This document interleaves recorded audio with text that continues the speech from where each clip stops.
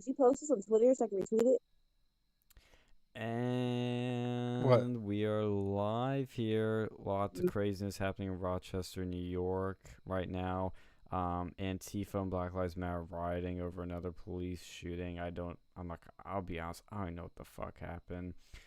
Anytime I hear there's a cop that shoots some innocent, unarmed person, thing, whatever, I automatically now assume the cop probably acted in self-defense, or the person was resisting arrest and the cop had to shoot them, or they were going for a weapon. But here we are again, another complete shit show. And Brandon Straka was attacked. We'll show that video soon. When he was doing some sort of event or something. I'm not sure what he was doing, but it's getting worse. It's in some ways getting better, because some things have simmered down, but it's just a fucking shit show. Oh, Trump visited Kenosha this week too. Yeah, and then Biden did. Yeah, he isn't that funny how he followed in his footsteps. Like, this is where Trump, when you know Trump is winning, is when he is setting the headlines, when he is getting people to follow him, and when he is doing action and on offense. When he's reacting, that's usually when things are weaker. But when he's playing the game, where he's just he's driving the headlines. That's the term I was looking for. That's when he's winning. But man, what do you guys want to talk about at the top here? What about that guy who shot the Patriot Prayer dude? Yes. And then he got dead. He got dead. Yeah. Well, it's funny because well, it's not funny, but I had just seen that night that he did a Vice interview. Of course, fucking Vice. How it's sung from its former self under Gavin. He does this Vice interview and he basically admits he murdered the guy. A few hours, everybody's like, well, nothing's happening. A few hours later, cops show up, and a struggle happens, I guess, and they shot him dead. Justice Good served. riddance. Good riddance. Yep. Yeah, no, like, what an idiot. Like, what sort of guy goes on, like, shoots someone on camera and then does an interview with, like, a major news publication, doesn't think they're gonna wind up dead? Like, this dude must have known what was going on with that. Like, he can't be that stupid, but, you never know. Was he trying to? I heard he was trying to place the self-defense thing, but it's like the film was obvious because they were saying, "Oh, let's get him. There's a Trumper. Let's get him." Like, no, you were clearly the aggressor. He was the dude was murdered. You murdered him. That's it. It's over.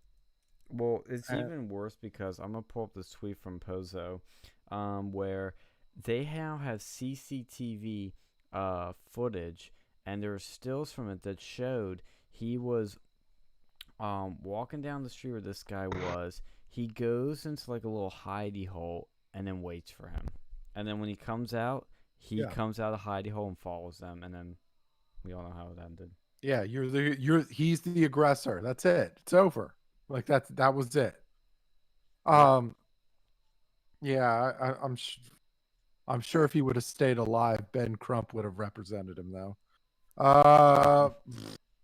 Yeah, I think that with them doing that, it's like saying a message. The news didn't cover it as if he was a victim. The news covered it as if he was a writer or something, opposed to like what they're doing now with people on their side. And it really frustrated me. It made me very upset when I saw this. I'm like, you murdered a Trump supporter? You murdered somebody for that? Well, I mean, look at that. Look at how the media played the Kyle Rittenhouse thing. Like the MSNBC, they had they labeled the first dude who the Rosenbaum, I think it is, that first guy that got shot, who was like a pedophile or whatever. They labeled him. Oh, he was a family he was a man. concerned he was a family man. He was a concerned citizen. And then they tried to label the second guy as a hero, the one that tried to beat the shit out of him with a skateboard. Like, oh, he was also a convicted felon.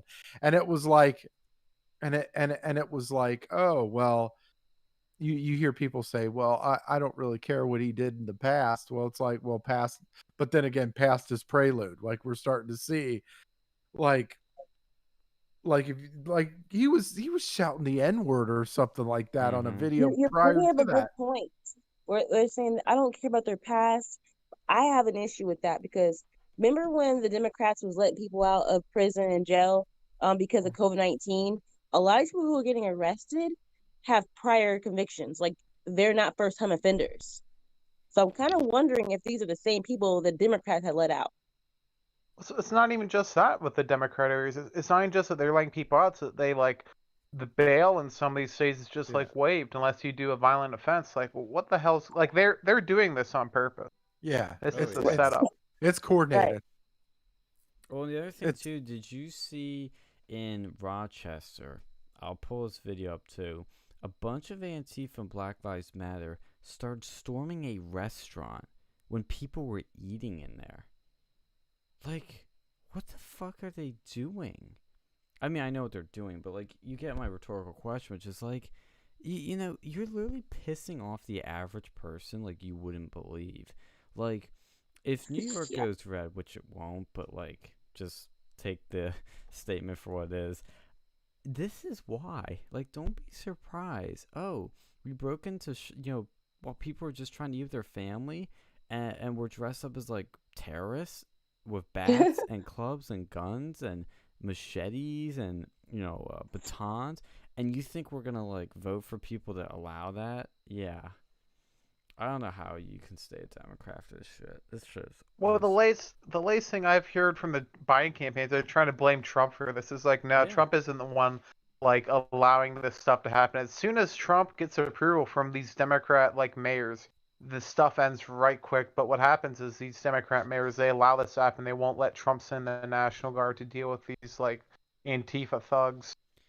Yeah, and there's a great article. I'll pull it up for a real quick second. In Town Hall by a guy that used to be in the National Guard, I believe, that explained why it's not so simple. Some conservatives like to say that, oh, why isn't Trump acting and sending the troops in? And he explains how that's, first of all, it's not that simple. And the TLDR of this article is that you need cooperation with the state and local governments when you send in the National Guard, the feds, or else they're basically ineffective and basically invaders. And, that can be spun with an optics nightmare. But if he sends these troops in, they need to be housed somewhere. They need an HQ. They need equipment. They need, not equipment, but like, resources. And, where are they going to get it if they can't use the state stuff? And if they have people that are committing state crimes, how do they, jail them and prosecute them all that stuff when the prosecutors are told not to do anything about it? I mean, it's a really, really complicated situation. Trump's playing it right by not owning it, staying away from it, letting the Dems figure it out, and then come pleading to him when they need help. I mean, if they're gonna spin this as Trump being ineffective, which I don't know if that's how many people are going to really see this, but I think people just see this Trump keeps preaching law and order and all these things, but I think people are going to look at it and just say, I don't want this shit in my backyard. And they saw Biden defending this and now flip-flopping. I mean, I think you gotta at least stop and pause when you hear that. But here's the CCTV footage. It says, CCTV photos of the Antifa gunman Michael Reno from Portland police show he was walking in front of the Trump supporters and slipped into an alcove to ambush them from behind, unaware. A comrade appears to assist the hunt. So they're hunting down Trump supporters. Scott Adams predicted this months ago, and people thought he was crazy. But this is literally what's happening. Well, I mean, he played Trump has played it the best way he possibly can. He's went to these random city, like he went to these cities where they're like, where they're ailing. And he's like, look, hey, I can do this, right? I got the power to do this immediately. I could go, and like he says, I could solve this thing in 45 minutes. Yeah. Right. And he can, like, he showed, like, the move that he made into Chicago was a great one, because it showed that he had the ability to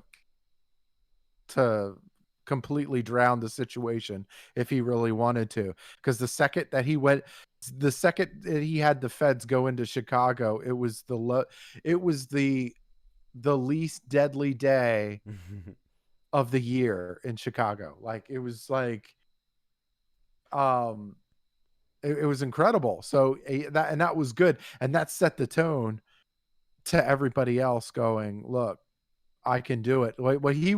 I think what these Democrats were hoping for was that Trump would send troops in, or he would send feds in, and they would be completely incompetent or something, or it would be a total shit show and killed. But the problem is, there's still, even if you were right about, like, let's say you were right about Trump, the feds are still the fucking feds. Okay, they're still capable of doing a great job at an instant, right? And so of course it was gonna fucking fail miserably. And now they have, like, these Democrats have no choice but to just, say, well, we don't want you here. We would rather let the fucking city burn. And then we have, like, Kamala Harris on social media raising money to bail out the people. Yeah. Oh yeah. For Never herself. forget. Oh yeah. Oh yeah. Yeah, the Biden campaign had staffers that were actively raising money to bail out terrorists. So I got a question for y'all. So New York Governor Cuomo, he had stated in an interview or whatever, he said if Trump's coming to New York City, he's going to need an army to protect him. Is he wrong? I said that Trump should go to New York City just to prove a point, right? That, to me, that would send a huge message. If you go right into the Big Apple and you basically lay your nuts out there and go, yeah, I'm here.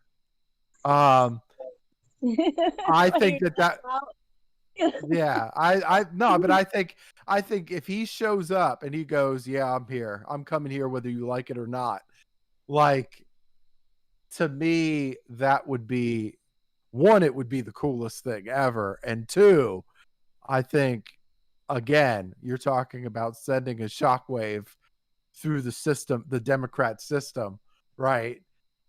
What say ye? Yeah, I think that's what Trump should do.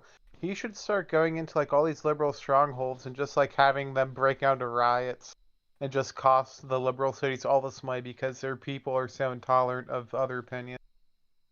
And okay, so he said, so Cuomo said that, oh, he needs an army.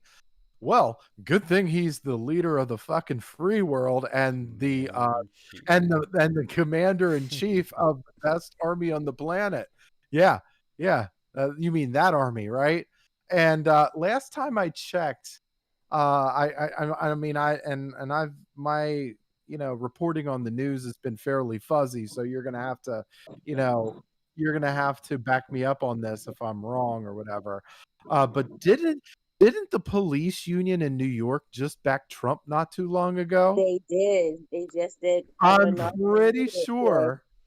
I'm pretty sure he's good in that department too. And the Fraternal Order of Police also just recently endorsed him, which is going to segue to another story we need to talk about because it's very fascinating and kind of relation to that. But I want to pull up the Straka video real quick. And also know what you're saying about the New York thing. I think that would be a good play, is that every time these big riots break out in these areas with shootings, he should travel to each of these cities.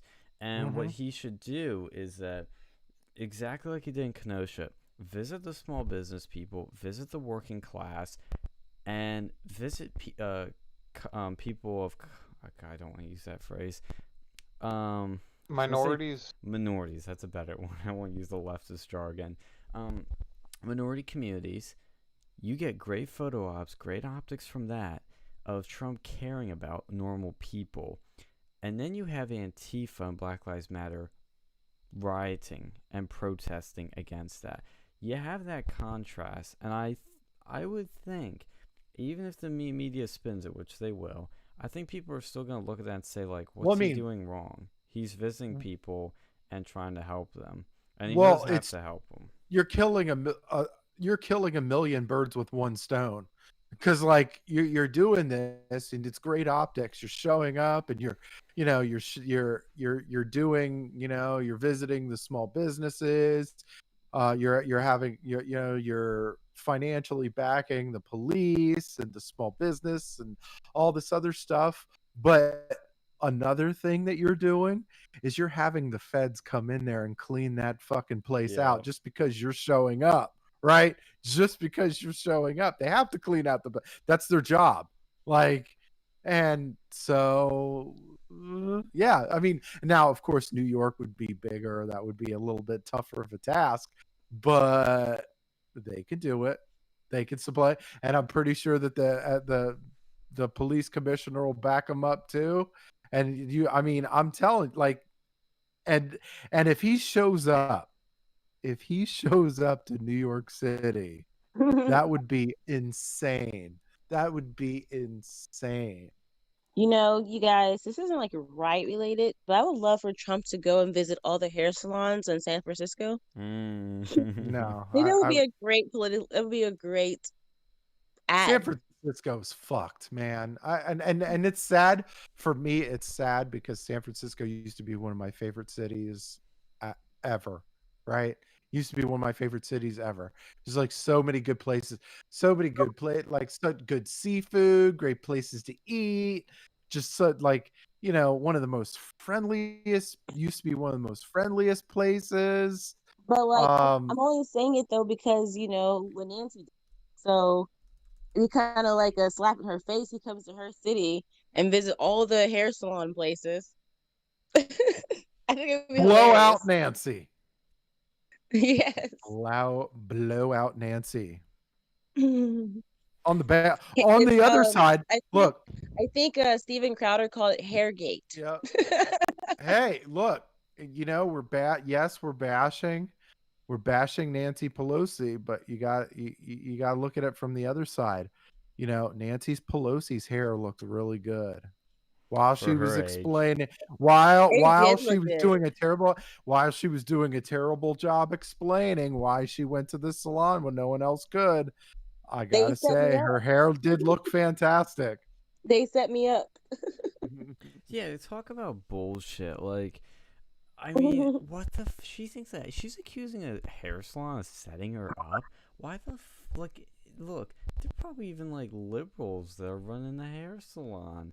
I mean, what? Like, first of all, she got caught doing something stupid, and she's flailing. She's panicking, and it's really just a bad look. I mean, every time you if say what you will about Trump and the mask shit, but at least he was consistent. He didn't go like, guys, we all gotta wear a mask because safety, guys. And then he didn't go into a hair salon not wear one. But she was saying that he was risking other people's lives and killing people, and she was so adamant about it. So she wasn't like attacking Trump and people who didn't want to wear masks. It would be a different story. But she's been consistently attacking people and telling them they need to wear masks. And then we see her on camera walk in somewhere where she shouldn't be walking into, not wearing a mask. Yeah. And it's very hypocritical. It's like she thinks she's a ruler. She's above the law. Because how many times they've been preaching that, no one's above the law, but apparently she is. Rules for thee, but not for me. Very exactly. If I was the salon owner, I know she gave this very impassioned little online presser that she was reading. I kind of felt for her. But yeah, you know me though. If I was doing that press conference, I'd be like, you know what, Nancy Pelosi, you're right. You know, you said that I owe you an apology. You know what? Damn it, Nancy, you're absolutely correct. Look, I'm sorry. I'm sorry. I'm sorry. Look, hey, hear me out. Hear me out. Look, here. He'd be like, look, I'm sorry. I'm sorry that you're such a piece of shit house leader that you thought that you were above the law and everyone else here in San Francisco, that, you know, you thought you could get your hair blown out and fuck everybody else. Yeah, you know what? You're right. I'm sorry. Okay. What the hell was I thinking? Well, she made over $200,000 in her GoFundMe. Oh, I said I would God. thank Nancy. Oh my God, that is wonderful. Did y'all know that? She's close to 300,000, I believe. Wow. No, it's good. She could start a business somewhere else. Franchise. Maybe Texas. Come to Texas. Go to Hey, Texas. hi. Yeah. Speaking of going to Texas, Joe Rogan is now in Texas setting up his new studio, but a little bit of controversy early in the week on Joe Rogan because he made the official move to Spotify on September 1st, and he had his first new interview up, which I believe was the Miley Cyrus one, and people noticed really quickly that some particular episodes were missing from his Spotify catalog. Milo Yiannopoulos episodes, the Gab McGinnis ones, Sargon of Akkad, some Joey Diaz ones, which is one of his best friends, the Alex Jones ones. All the episodes people love, all of the really cool ones. Interesting. Which was interesting, and a lot of people, even myself, were like, okay, something's going on here. It's just too big of a coincidence. Either Spotify's censoring him or Joe has sold out. Turns out both of those were wrong. According to Alex Jones, who was getting his phone blown up by people telling him about it, he called Joe. Joe explained to him that Spotify's not censoring him. Spotify's not censoring Joe Rogan. Spotify is having some issues with certain videos, but Joe is going to keep his top 100 episodes on YouTube, and I guess they can't go on Spotify or something, but Alex explained in a video. It makes sense, especially since the fact, and I said this at the time, I believe, which was like, what never made sense was that Joey Diaz's episodes weren't on Spotify. Like, some of them weren't. And Joey's like one of Joe's best friends. I'm like, that doesn't make sense. Yeah. But at the same time, what doesn't make sense about the 100 best episodes thing is that wouldn't Elon Musk be on that list? And the Elon Musk episodes are on Spotify. So I don't quite get so. that. I'd have to check if they're on Spotify, but I'm pretty sure they are. So I don't get that. I mean, now, is Alex still going to be doing another interview? Because I thought that, like, Joe Rogan... okay, well, if that's the case, I don't think, I don't know Alex what to really think about that. In his video about this, he said, Joe and I are still talking, we're still good, and we're still planning on doing a show together, Joe Rogan episode together, and it's going to be soon. So, fingers crossed. Once that happens, that to me is the litmus test for Spotify. Yeah. I saw a piece of his interview with Miley, and they were talking about TikTok and streaming and counting towards billboards or something. And I was just like, well, there's more ways to cheat for the artists, make it seem like they're doing better than they actually are. Yeah, that's true. I mean, it's hard to measure sales for an artist now with streaming and all these other things. I mean, selling merch. Yeah. Well, how much do they actually make from like a Spotify? Like, not much. Yeah, it's really, they get really ripped off. I know this is why Taylor Swift, if you remember that controversy in about, I think it was like 2015 or something like that, she pulled all of her music from Spotify because she didn't feel she was getting paid enough. And it was a very smart move because this is negotiating 101, Don't like your deal, don't be afraid to walk away. That's what Trump says, like, don't be afraid to walk away. She walked away because she had the leverage, which was her fucking music, which is, she's the biggest pop star in the world. And so Spotify's like, oh, no, come back. What do you want? What do you want? 10 million? 15 million? And they broke a deal, and now she's happy and back on the platform.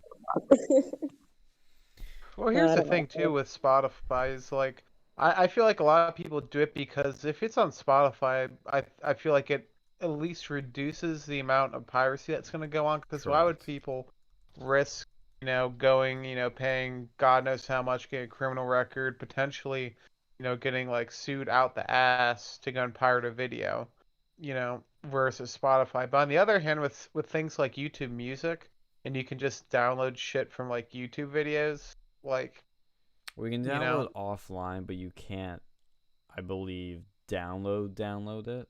I don't know if I'm wrong on that. you can get apps that can do it. Oh yeah, well, like I have an app that can pull videos from YouTube and download it. I use it all the time. Not Yeah, for what's stopping someone from like ripping the audio from? well, and I've done that before just to see the quality and the look. This is me because I'm a big audiophile, and I hate poor quality music. The problem with YouTube, and I know most people aren't going to care about this, but the average person could rip music from YouTube and be fine with it, and it would be just like music, and they would be fine with it. For me, and I notice this when I play something in the car, is like it sounds like shit because YouTube is super duper compressed. It takes these big ass music files, which are gigabytes, and makes it like single digit megabyte files, and so it's very very flat sounding and no dynamics, just sounds like shit. So for me it's like absolutely worthless, but for the average person you just get all your music for free. Yeah, I mean that's true.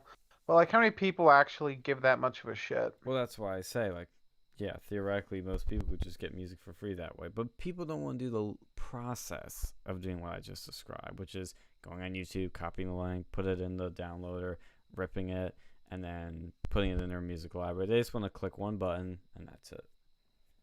Yeah, I mean if you care that much about music, pay for it. I mean to be fair, no one should be illegally downloading shit, stream No. it on, you know, pick your poison of Yeah. any legal services. But like, people always do what they always are gonna do. And I just Googled, according to CNBC, artists can expect to earn between, and this is the artist, $0.006 to $0.0084 per stream to the holder of music rights. However, according to some data from Information is Beautiful, it put the number at even lower at $0.004 per play. Or And they dollars say per that play. we're slaves. And they say we're slaves.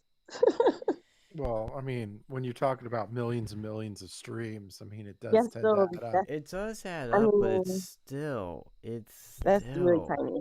And you I can mean, still well, sell your shit on like iTunes, Google Play as well. There's nothing stopping like actual fans doing that shit too. a lot of it, And I think a lot of it is barometer, and I was studying music, like music production and the business of music too, and like a lot of the times, like with CD sales, like CD sales are great, but a lot of it It's is touring. just like yeah, but like the bulk of your shit is touring, Yep. and the the CD sales are usually marketing tools, or like the Spotify views or the YouTube views or whatever.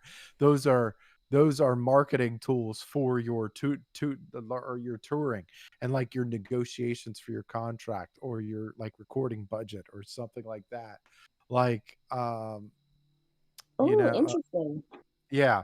So it's Well, and it's simple math too, because look, an album is like, if it's decently priced, it'll be $10, and the artist makes like $1 if they're lucky of that if album. that $1 is about it would be a like tenth. no, it would be about if they're on a big label and they're a big name, it's probably 75 cents at most. Really? It's probably 75 cents. I've at always most. heard it was like $1 or like a little less than $1. So I Yeah. guess that's in the So, same ballpark. But yeah, because you have so many, you People have taking a a cut. you have a ridiculous amount of middlemen going in from between the the studio, the the label. studio, for the big labels anyway. We're Yeah. talking the big labels anyway. Obviously you have like independent, like Wiz Khalifa and Chance the Rapper, stuff like that. Like those are people, they have like way less middlemen, so they're getting a little bit of a larger cut. Kanye West being another one. So it's not as bad. But yeah, if you're in a big label, oh, they're bending you over a barrel real quick. Like it's bad. But my point there is though, like let's say a generous, you're making $1 an album. That's from a $10 album. We'll just be like modest that way. A ticket for a concert is like hundreds of dollars, for one person. So, I mean, obviously you're gonna sell more. Well, I'd be interested in compare album sales to ticket sales actually, but like just the amount of money for tickets way more. And let's say I did some math, which is scary, Sean doing math. If you earn the minimum on Spotify that CNBC is claiming, which is $0.006, if you stream your song in a year and it gets 1 million plays, which is pretty solid. I mean, 1 million plays, that's amazing. It's only $6,000. That's nothing. I make that in a few weeks. Like, that is pitiful. And the problem now is that it's not like, oh, well, people can just buy the album. Yeah, they can, but they don't. I mean, I buy albums, but do most people anymore buy albums? No. And so the amount of money they used to make from their music is just totally shifted. But that's another tangent at it. But Spotify, back to the topic at hand, it'll be interesting to see how they cover or handle when Alex comes on soon. In the chat here we have, hi Rob, Tranny and proud. Okay, racism is a fake concept. That's a hot take. COVID is a hoax. The lockdowns are a new Holocaust. Oh, wow, that's hot takes rolling in. Very hot takes, but disavow, strong disavow. Well, my biggest going back to Spotify, my biggest, obviously y'all know my biggest concern, but it's like they do business with 10 Cent. 10 Cent Holdings. And 10 Cent Holdings CEO Pony Ma is he's an active member of the People's Congress of China. Like he's an active member.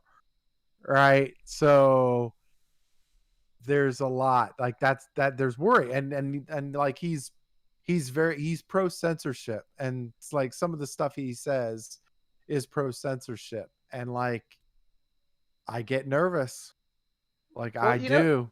Isn't that ironic that this like major like business tycoon is in the Communist Party? Like, it just shows how bullshit their like communism is. If you can have like basically the fucking monopoly man in the Communist Party. It's exactly how it is. Like it's like we talk about like capitalism and like communism. Like communism, it's the government that takes like a large chunk of the pie. Everybody here, like all these socialist weirdos in this country go, oh, the top 1%, and like and they go after like, oh, the top 1% make 70% of the income, or 60 or 70% of the income, or something like that, which is a bullshit number. But anyway, but let's just give for the sake of arguing, let's just say it's true. In the communist countries, it's way fucking worse. Way worse. Like the wealth disparity in China is insane. Like you have people like in Hong Kong and other places, they like literally live in like, they don't have old folks homes in like Hong Kong unless you're like really rich.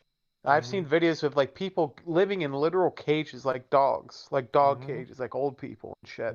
You have people who live in fact like who work in these factories, and they have like these anti-suicide nets because suicide's so common over there, because it's like 1800s in the United States. The thing is, they don't have a middle class really. They have rich and poor. Yep. they're starting to have a middle class, but like from what I hear, but there's still a huge disparity. Yeah. By And, the way, like okay, so that's very that's kind of a it's misleading because it's like, oh, they're saying that 88% of their country is out of the poverty line, but China's poverty line is different from the United States poverty line.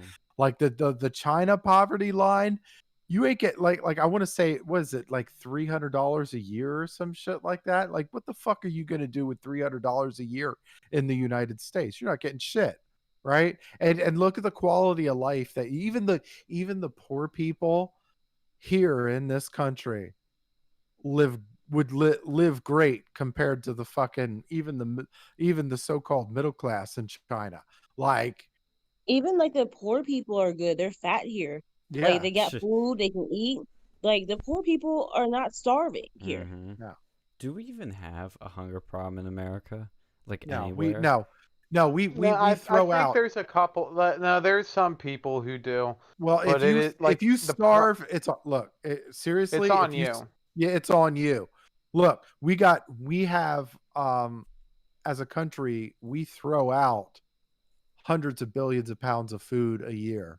Like, if you starve, it's on you. You know how many people, how many places get food donations and stuff like that? Like, there's a lot. You just need to get your ass up and fucking look and swallow your pride. You do have issues, but it's mostly from like dry addicts. Like I had this like ex-girlfriend whose mom was like, I think she was into like meth or something, and they'd get like money for like food stamps. She'd sell the food stamps, and like they'd like ration the fucking food in there. Like she got like beat because the toothpaste, she had more than like a little dab. Like there are people like that. Yeah. But it's not because they didn't have the opportunities, because they squandered the opportunity and they screwed over for their kids. Also, just interrupt real quick. Police have pushed back the rioters in New York, and I'm not kidding you. One of the Antifa rioters is literally like an Antifa medic. He has like a fucking like medic logo on him. Continue. Was it the guy with the truck? No, he's the camera doesn't have him in the shot right now, but he was a little bit in like where the shot is right now. It's like to the left a bit, like the cops are moving in more, but he's like all in black and he has like the red cross on him. It's just kind of funny. Oh shit, these cops are ready to fuck shit up. They arrested a medic yesterday too. I have a video on my page of it. Oh wow.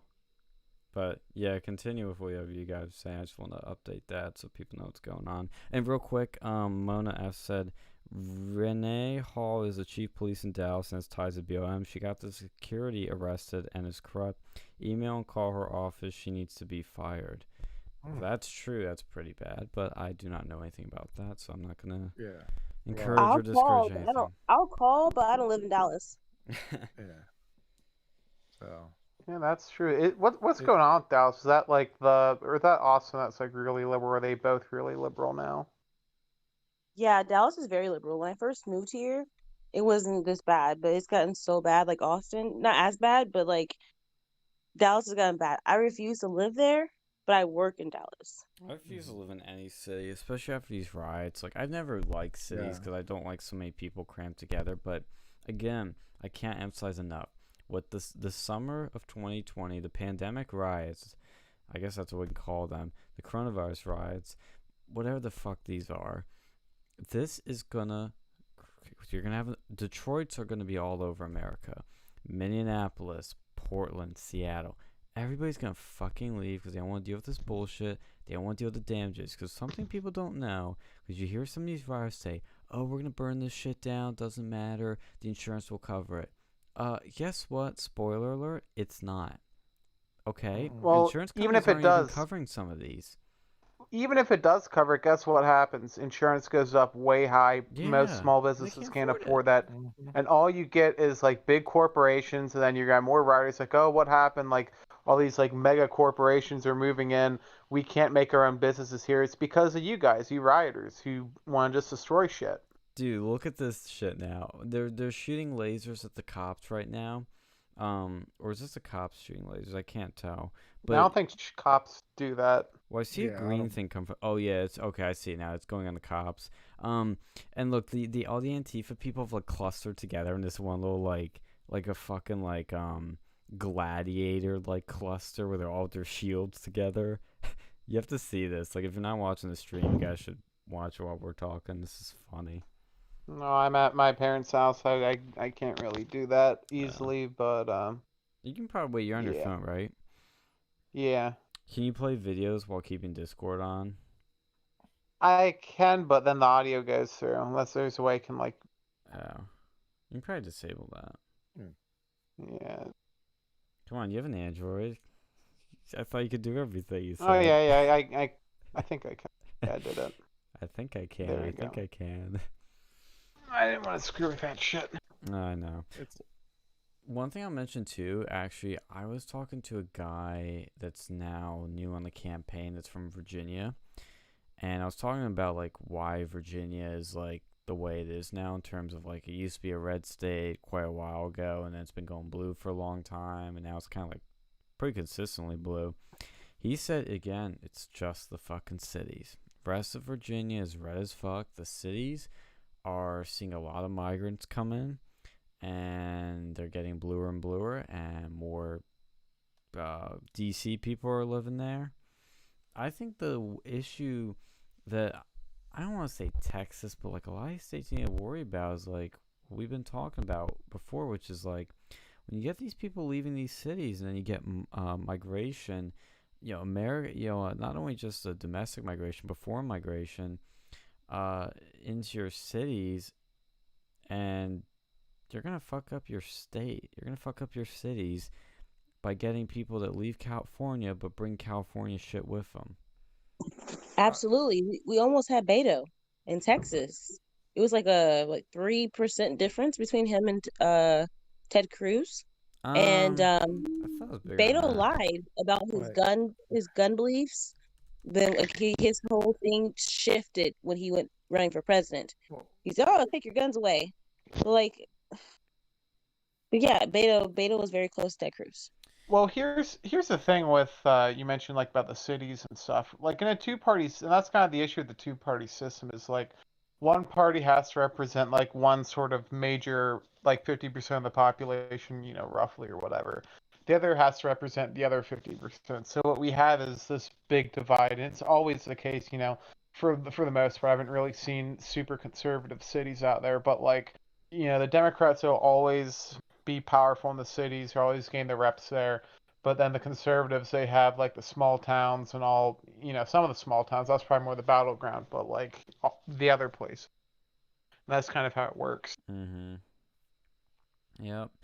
And it's going to be interesting to see how Texas goes in the next few years. But I think you're going to have not just, I think it's not just going to be people from like California, but it's going to just be conservatives in general are going to go to fucking Texas and be like, they're going to say, fuck PA, wolf, with these shutdowns and all of our bullshit in PA, like our shitty roads, like, let's just go to Texas. I mean, I again, this is why I keep saying, is like, you're not going to have a civil war. You're going to have just people politically self-segregating. You're going to have conservatives stick more together and leftists stick more together. I don't know what that's going to mean electorally, but like that's what's going to happen. So it's going to be more like that. I know some Texans talking about moving to South Dakota. Like South Dakota like Wyoming. Yeah, they want to go to places where it's like straight red. Like we don't what Greg Abbott did here. He mandated masks. They're still mandated. And people are wanting to leave now. So Texas could turn blue. But there's some Texas I would consider leaving, but I'm not going to. But I would consider it. We need conservatives though to like stay in Texas because if we lose that, it's real tough. It's a lot of electoral votes. Yeah. Like unless to flip it, because if they flip Texas, your elections are kind of done for Republicans. If you don't have Texas, that's like the left losing California. They might. If you're hearing people talk about it, There's a lot of people in California and New York who are not happy. And they're saying they're going to vote for Trump, and they're having all these rallies in California, now showing like support for Trump. I don't think that's going to California's happen ever though. gonna go red. It Yeah. used to No, be. it could. It Well- could, but it would require like anything can happen given enough time. Well, you yeah. know? Well, it may not be. It may not happen in California because I think they actually make it to where you have to do mail-in voting. That's what someone told me today. I don't believe The that. mail-in voting. I don't Okay. believe it's mandatory. I don't think that's legal. Yeah, you can't do that. And that would get struck down by the Supreme Court anyway. But California, though, is going to stay blue for a long time. Because, like, the thing, too, is, like, even if a state is going to flip, it just doesn't happen overnight. Even with all the migration you could have, all the immigration you could have, all the Democrats, it just cannot happen overnight. It is a slow, gradual change. And that's sometimes what happens. It kind of creeps up on you. And it's once you want to fix things, it's a little too late. But I think California's going to stay blue most of my lifetime. And unless you had, like, all the leftists leave and then just, like, all the sane people move to California, that's the only way I could see it flipping. But that takes a long freaking time. And when you have just... Or they move to Canada. Yeah, unless the left... They're not doing that. Well, fucking Canada's fucked too. That'd be great if they did. Yeah, get all the leftists It'd be out of great the if they did, country. but they're not. Like a couple people will, but like a lot of people, it's tough to move to another country. Like a lot of people threaten that like every election you get, depending on who wins, so like, oh, I'm going to move to Canada, or I'm going to, Democrat. I mean, there's Megan shifts. came back. Megan came back. Yeah, Meghan Markle. Yeah. She came back. Yeah. So much for that shit. Like, no, I think there's shifts. I think there's multiple shifts happening. I think there's some shifts happening in some areas, but there's shifts happening in other areas too. Yeah. And the shifts and the personality shifts of like that make up the Democrat Party and the Republican Party are shifting too. Like you're talking about, like with the Republican Party, it's become more working class. It's become more working class again. Like you're starting to see, like, for the last few decades, it used to be like the working class was Democrat, like, because you thought that like labor union, pro all this stuff, and like I think they're realizing like that the left is going so far left that they've become basically untouchable. Now these unions are like, oh fuck, if we continue this shit, we're gonna be really fucked. So like they get it. Like that's why you're starting to see a lot of unions go to the right versus staying on the left. Well, now here's the thing with the unions, though. Like, you had to take into consideration, like, back in, like, the 50s and shit, like, before probably, like, the 80s, there was a lot more unions. Like, I know in, like, my grandfather's time, like, my dad was in the union at one point. Like, a lot of the more blue-collar jobs, if you wanted to get a job, that's what you did. You were in the union. Yeah. And then you could get, like, a job at wherever. And they had, like, closed shops and all this other stuff. But as we started moving to a more white-collar society, unions just didn't show up there because it wasn't unskilled labor, and that sort of thing that hit the union's power. It just started to go away. Now the only real places you see it is like a lot of public sector jobs and like blue collar jobs. Like you have the teachers union, the police unions, border patrol unions, and you still have a few of those, like what was it, the AFL or whatever, CIO, whatever the hell that is. But they've definitely lost power. And honestly, I know this is like sort of antithetical to the right, but like what they should do is like make sort of a union that tries to go and keep shit in America. Yeah. Like almost like America First Union. It is so like anti like everything that unions are about, but like honestly, there's a good point. Keep foreign contractors out of the workplace and try to go and promote like American hiring, because like I haven't seen any sort of union really fight for that, at least publicly, because they're so tied to the Democrat Party. Like when my dad was still in one, they had like Obama pictures everywhere, and that was their whole thing, but that's dying, and like you never see them really going to tech. Yeah, and you'd think you have all these like left-wing tech companies, but you never see any of them unionized, at least not in America, and I just find that interesting. They want to talk the talk, Facebook, Twitter, but I never see any sort of unions in there. One thing too, I know this is a random segue, but guys, remember when we had Jacob Wall on our show? Yeah. Well, I posted this video a while back. He was in DC and he started trolling Black Lives Matter with his lawyer friend Jack Berkman. They were like, "Okay, guys, you need to go home. President's speaking now, and it's very disrespectful to be out here protesting his speech, so you gotta go home." And he got them to lose their shit. He started like going after Jacob, and it was hilarious. But one of the guys punched him in the back of the head, and Wool pressed charges. I know they arrested the guy. I don't know if he's in prison or something. I forget, because I'll explain why I forget in a second. But he said like something along the lines of like, hit the wall and pay the toll. So they nabbed him, and when I was trying to find more information on this, because it was on his Instagram got banned, and so did his Facebook. After this video went viral and gained over 1 million views. So our boy Jacob is now just on Telegram and Parler. I'll see if there's more information on Parler. What was the official, like, what did he do? Because I remember you posted something that was like the reason was because it was like some sort of legal issue. Like, no, how they didn't did give he him a do reason. something? They didn't tell him. I thought you said they made like a new rule or something on Facebook and Instagram. It's like anything that legally threatens Facebook. Oh. That's. Yeah, let me check that out if it's still here. But I think I know what you mean. Yeah, they added a new rule on Instagram, like right before they banned him.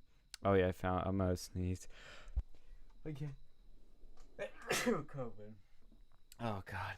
Update to our terms effective October 1st, 2020, section 3.2. So it's not technically effective yet, but they did do it at this time. Of our terms of service will be updated include, we also can remove or restrict access to your content, service, or information if we determine that doing so is reasonably necessary to avoid or mitigate adverse legal or regulatory impacts of Facebook.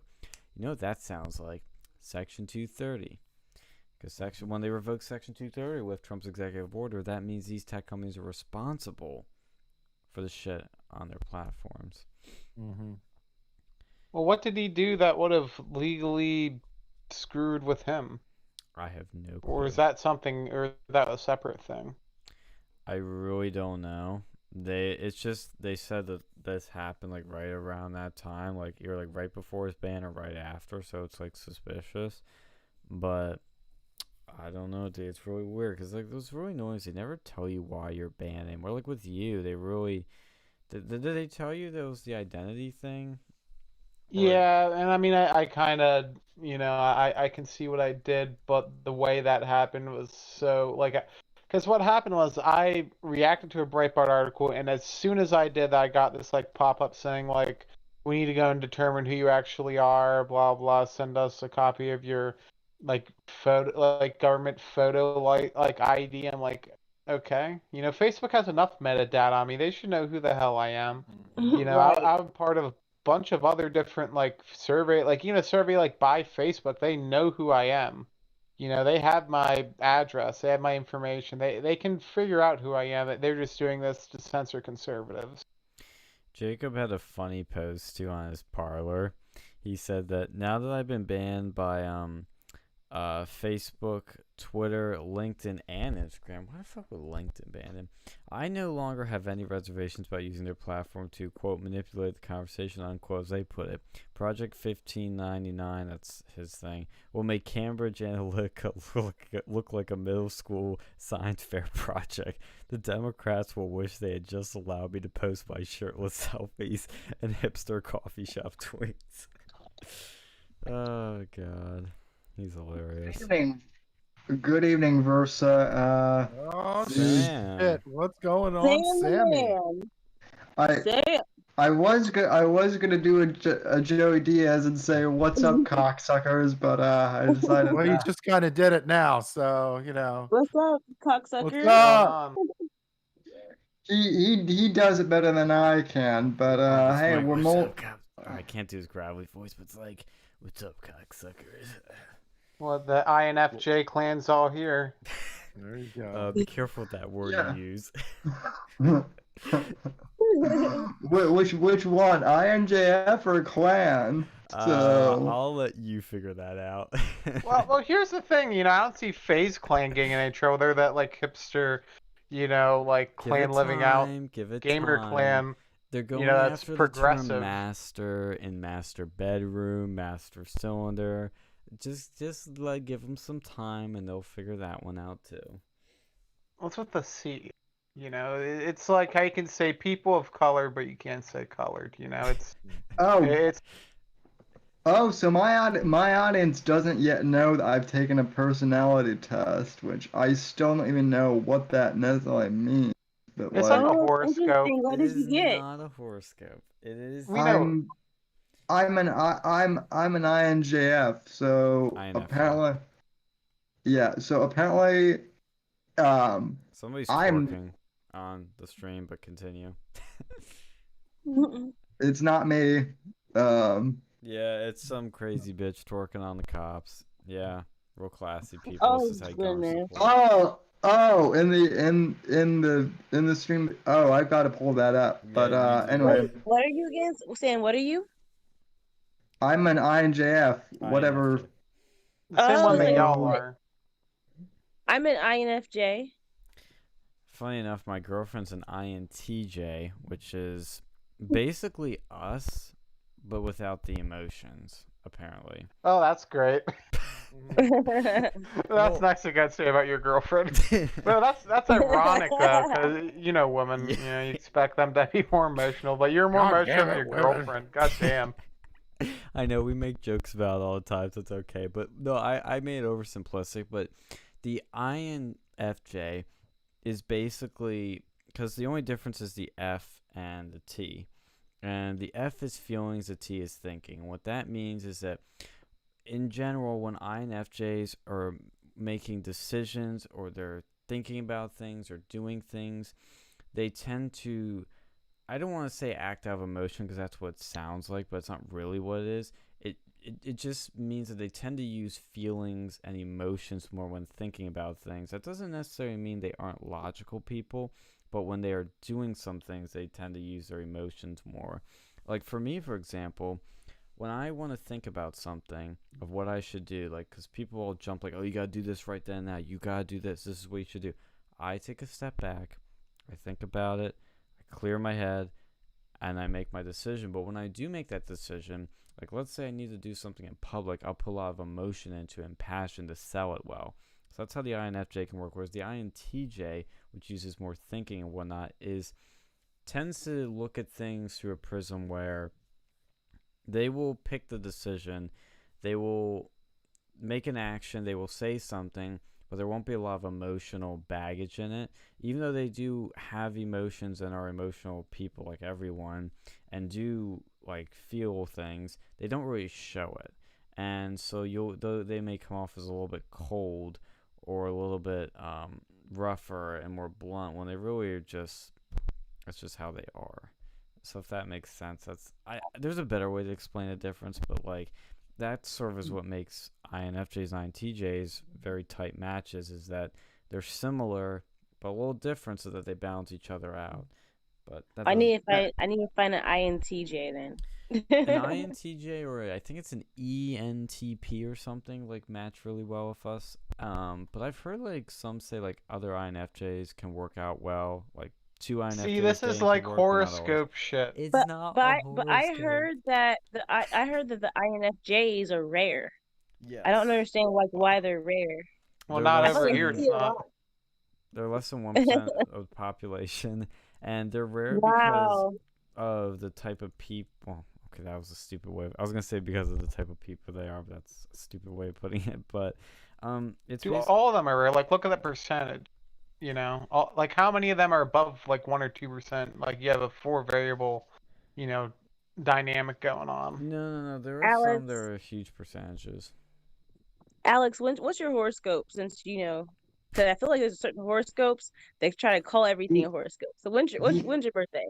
He doesn't believe in I it. just had my birthday the other day. It was end of August. Oh shit! I see. You're a Virgo. Makes sense. Oh my God, you're a fucking Virgo. Jesus Christ. Virgo.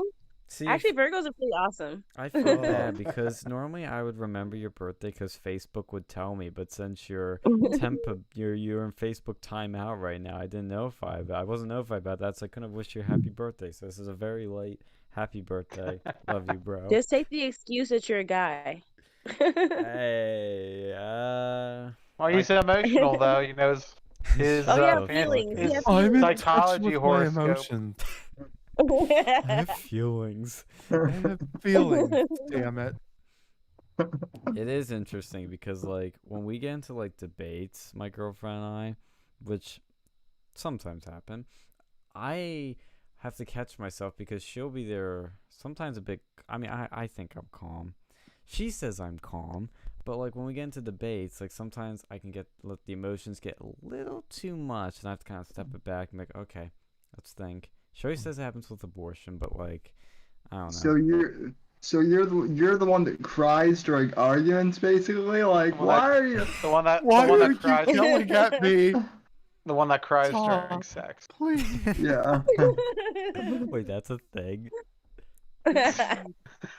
Who can you imagine crying during sex? Like, oh my god, so good. Oh my god, fuck me. I want to. I don't know. I don't feel like I I'm would- emotional though. You know what I would love to? I would love to do like one of those, like I'll never have the ball. I will never have the balls to do this, but like during sex one time, Oh no. I want to be able to do like MacGruber voices. Has anybody my seen God. MacGruber? Where he's No. like, and it makes like You're weird making faces voices? while you Oh. do it, like just to see her So you- react, just to see the reaction, like. Maybe you should practice that with somebody you don't like that much. Ooh. Yeah, find that like Yeah. stalker. Yeah. Yeah, like I Stalker thought. still but that means I would have to go out with a liberal, and I really fucking hate them. You've done it before. You So- can do it again. Use Phil. the condom. Take one for the Oh team. yeah, I would need more than I would probably need a condom on top of a condom on top of a condom, and I'm probably still gonna need to go to the doctor the next morning. Ooh. I don't know. No, you need to use a trash Hey. bag.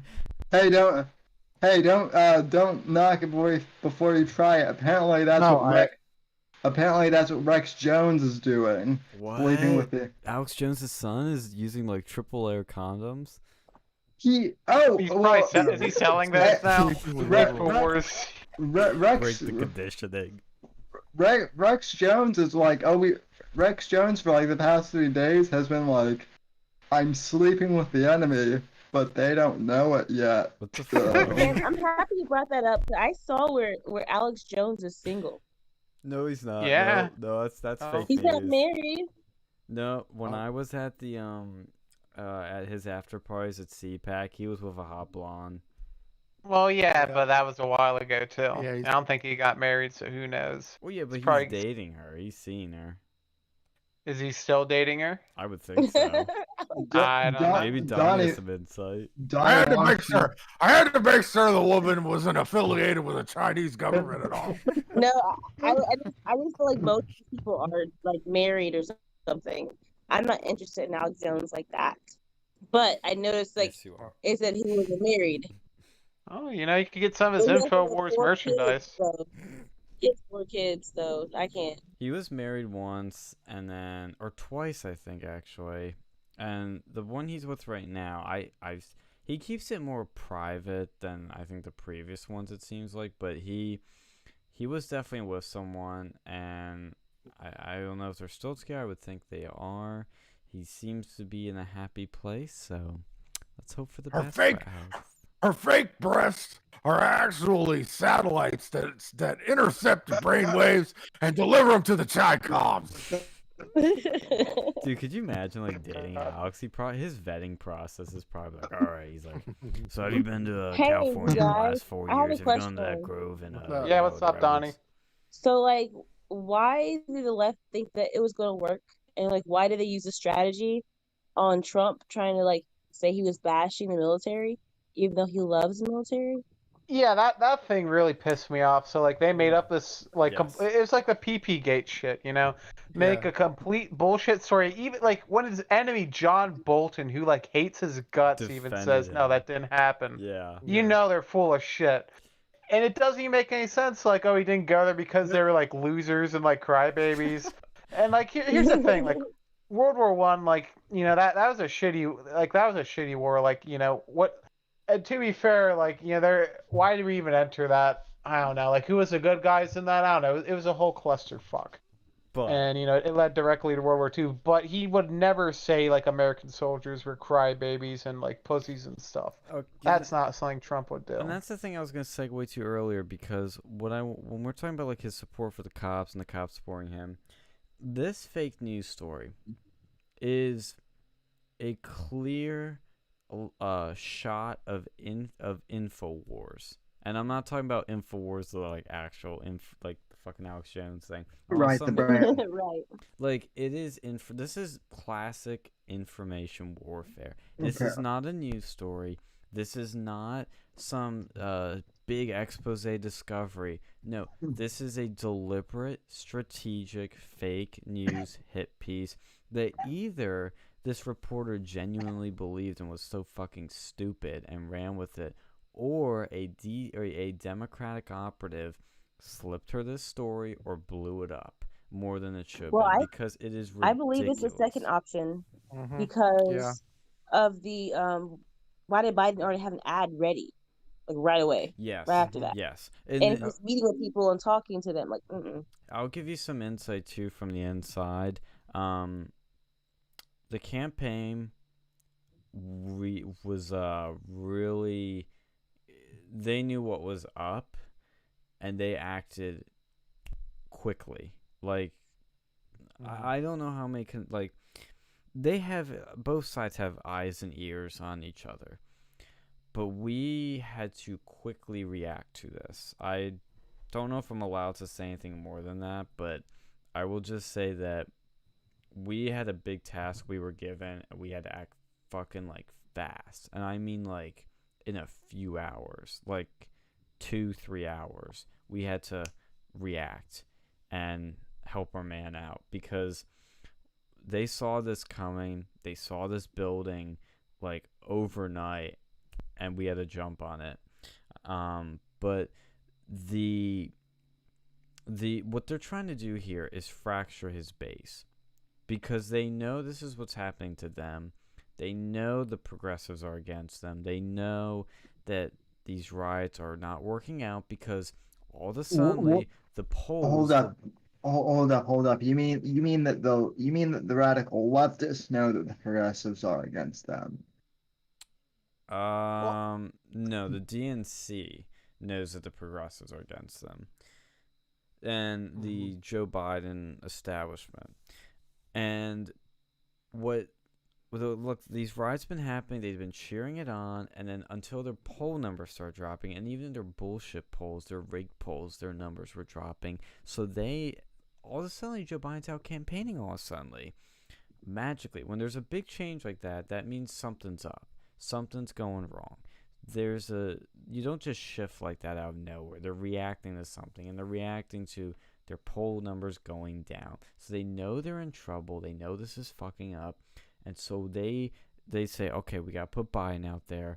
We got to get him campaigning. We got to show that he's presidential. And now we need to go on the offense and destroy Trump's base.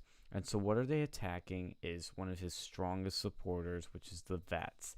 They see that Trump has strong support among vets, strong support by the cops, especially during these riots. He's the law and order military commander-in-chief. And so what do? They go, all right, let's show that he actually hates veterans. Let's show he actually despises them. And it's a strategic, deliberate hit. I mean, it can't be more clear. And they failed miserably at it. That makes sense why they use Pete Buttigieg recently, Yes. because apparently he's from the military, and he was trying to divide our base, saying, "Are you a McCain Republican or are you a Trumpican Republican?" And you have to choose and decide what kind of Republican you are. And I was just like, "You're trying to mess up our base. It's not gonna work. That strategy is not gonna work." Yeah. But that they knew it, but that was gonna just add a little sauce to it because Pete was trending. That's the only reason why I knew about this, because I don't look at Pete anymore. When I heard about this story, and I didn't pay a little bit enough attention to it until I saw like building and building, but you notice, like Alex was saying, even Bolton, fucking Bolton, who's a traitorous, lying piece of scum, was like, yeah, Trump never said that.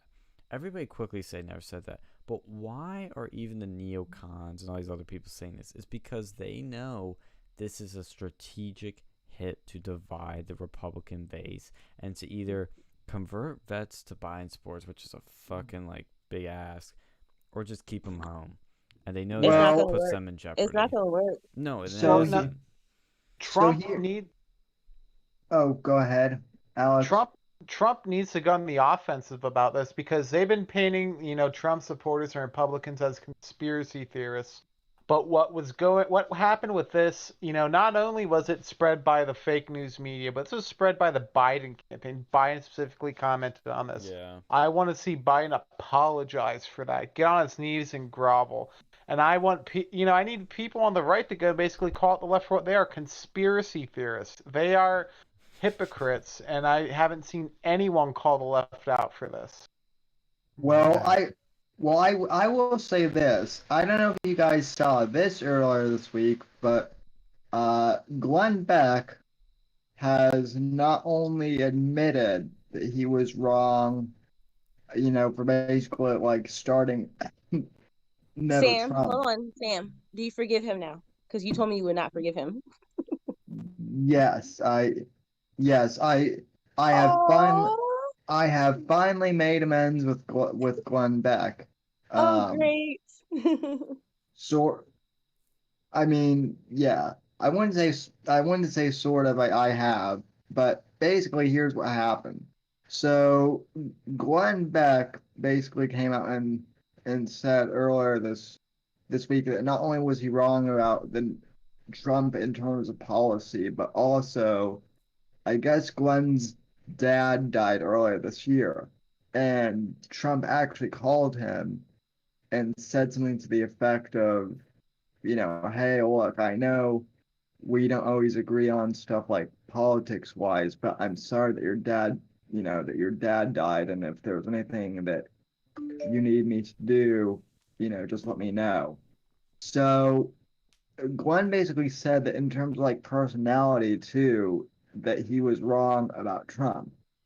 And so that relates to the military thing because basically Glenn Beck basically called out like all of the other Never Trumpers out there who are like now, I guess, going along with this whole Trump hates the military thing, like Bill Kristol, Fuck that guy.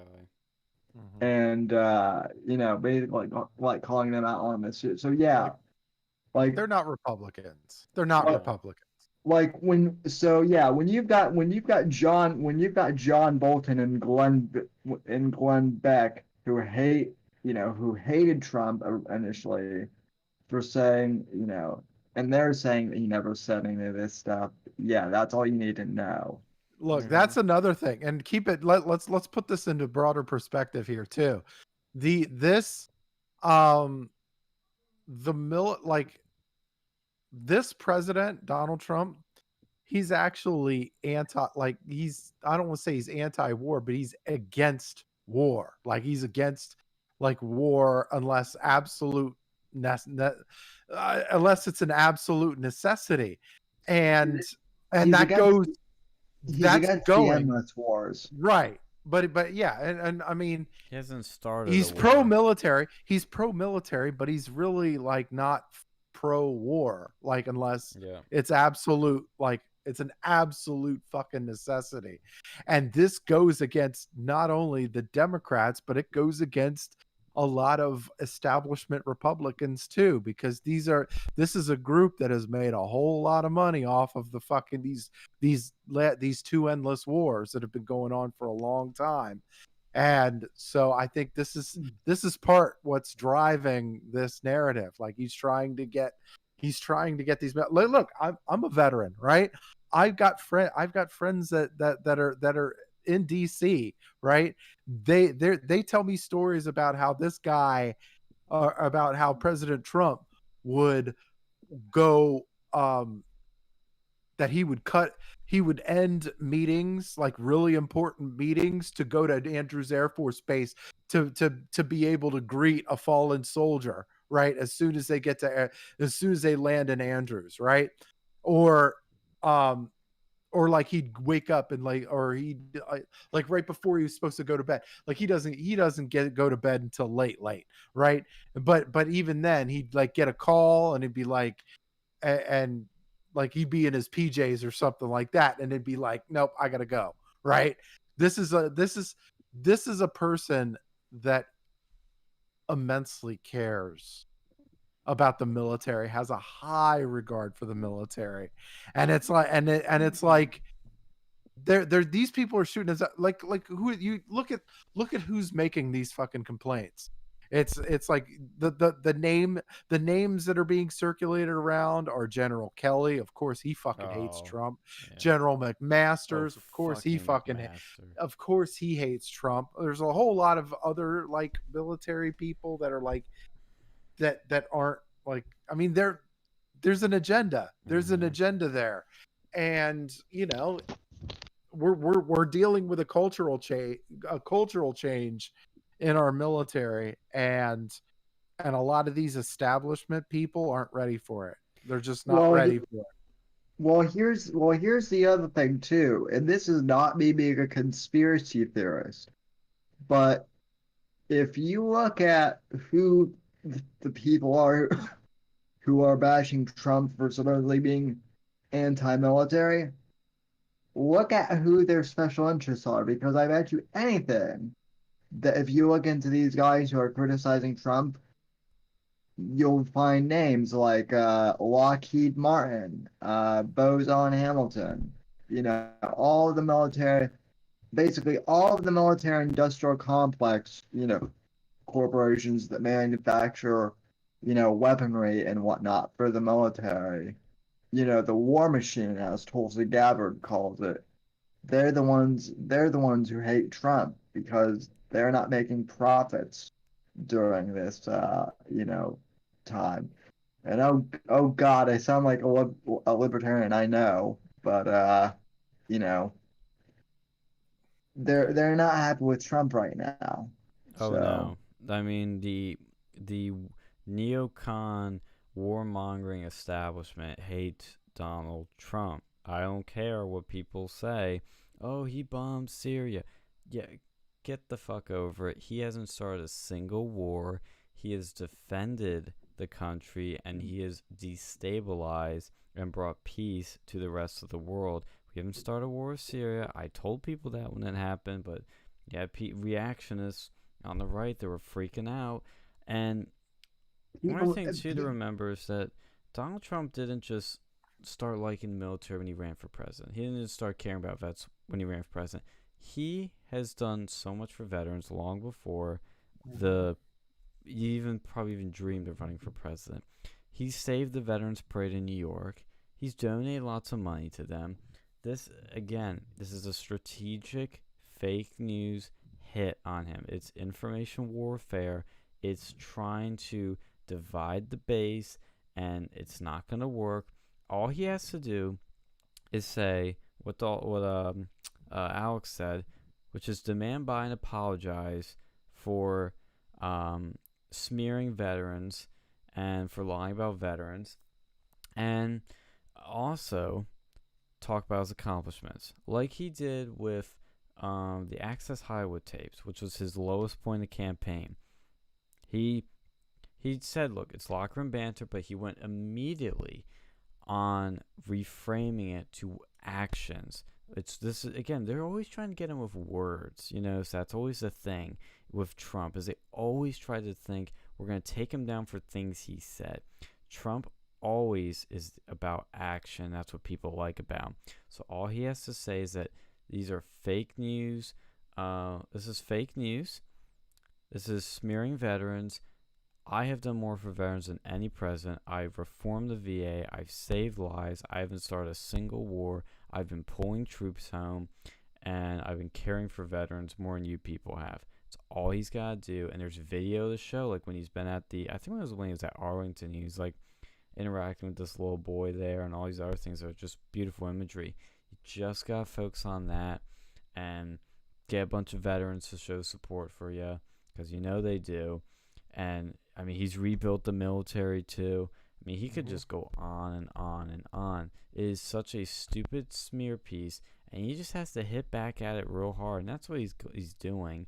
And it'd be interesting to see what happens on Monday when you have your press conferences and all that, how he hits back. But this sort of shit is just, it's a total failure on the Democrats' part, and this is why. And we'll have some prediction maps that we can all play with.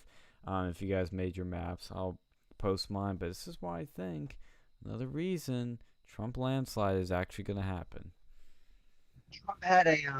Trump had a brilliant campaign ad today during the Kentucky Derby that I actually saw because I watched the Kentucky Derby.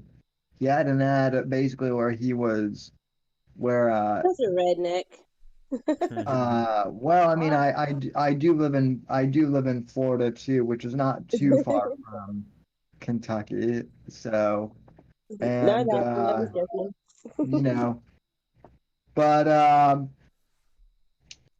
the ad was basically of the widow of a fallen police officer, and she was talking how Antifa has basically like defaced the National Police Monument, and how Joe Biden has basically stayed silent about the violence against police and military.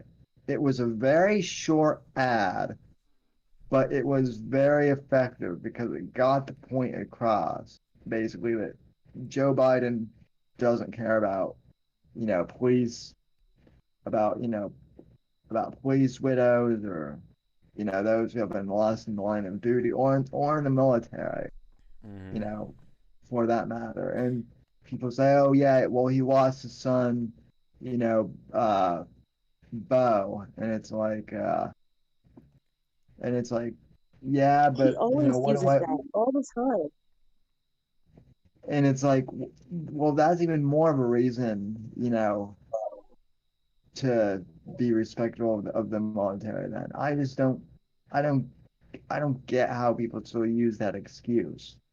So. Yeah, and the other thing too I'll mention, actually, when you mentioned Joe Biden, when I was out today going door to door, I ran into a guy on his porch that he served in the Navy 4 years and loves Trump, and his son serves in the Secret Service.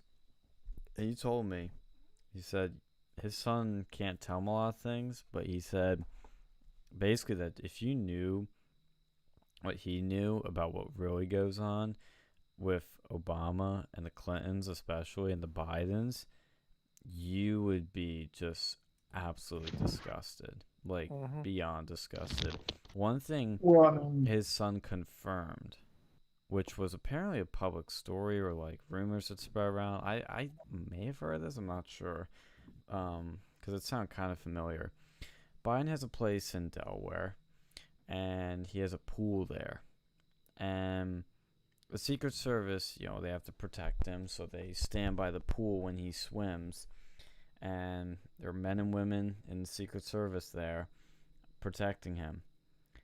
And they said every time he swims, he comes out butt-ass naked in front of women.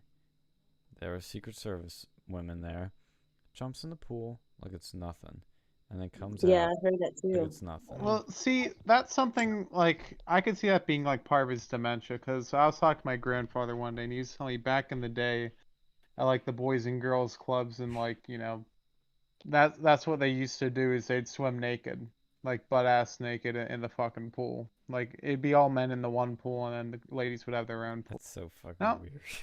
I don't know why they did that. I think it was like bathing suits back in the day weren't great or something. But allegedly, there's some truth to that, and I could see this being like a form of regression mentally, Could be. or just strip perversion. But I'm thinking probably more regression with his mental state. Well, another Speaking of, thing. go ahead. Oh, I was gonna say one last thing. Oh, there's a Black Panther guy in this car right now. What the fuck? One last story that this guy told me was that his son knew somebody that worked with the Clintons, and I've heard stories about the Clintons, but he said that whenever, like, whoever they're protecting is in a private room, they are not supposed to look into it or anything. But Hillary was in a private room with someone or something doing something. I really don't know what, but Sucking their blood. probably they're demons, satanic demons. Was it daytime or nighttime? I think this was actually nighttime, so you might Yeah. be right. And they heard like a noise, and so like wondering Fire. like what's going on. Yeah, zag to it. And she then comes out, and so out of concern, they just go. They either said like "Good evening, Madam First Lady," or "How are you, Madam First Lady?" And she replies instantly, snapping at them, "If you ever fucking say anything to me ever fucking again, I'll get you fucking fired. You hear me?" And that was the end of it. Wow. And I've she's a Scorpio too. She's crazy. She's one of those crazy Even the Scorpios. horoscopes now. But she's born on October 26th. It's I mean, Scorpios and Pisces, man. You gotta look out for those two. the Wait, she water was born signs. October 26th? I thought it was fucking like Halloween. I'm born on October 8th. I'm October 23rd. Yeah. So you're a Shit. Libra. I've heard stories from the Secret Service that allegedly during the Clinton administration that sometimes like the Secret Service would be confused on who to protect because I guess one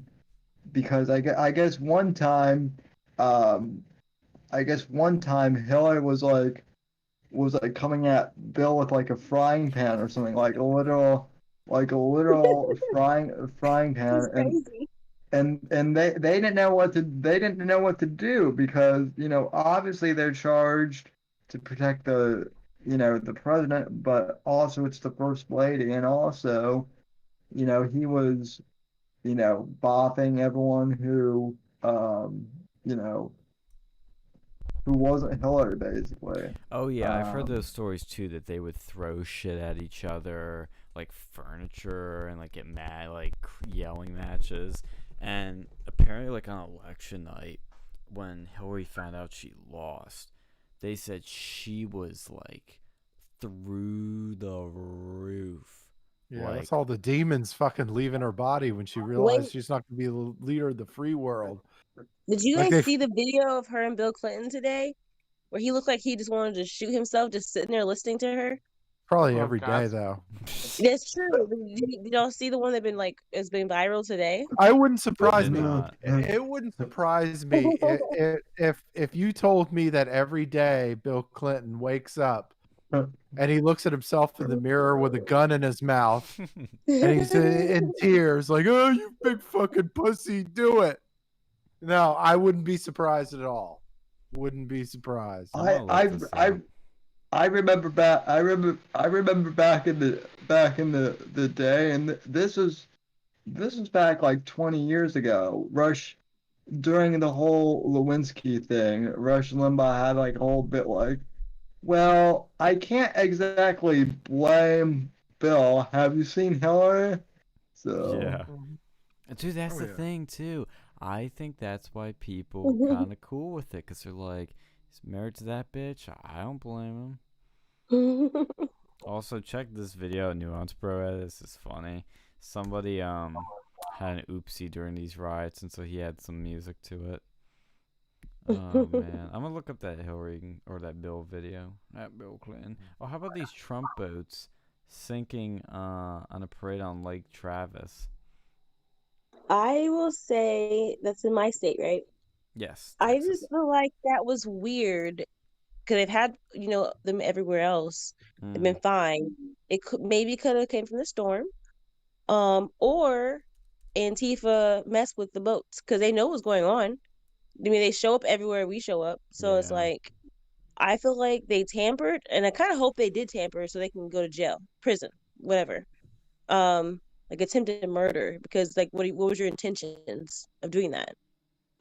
So and then the liberals on Twitter have been celebrating it, which makes me also feel like, they did it. All right. I got a question for y'all, okay?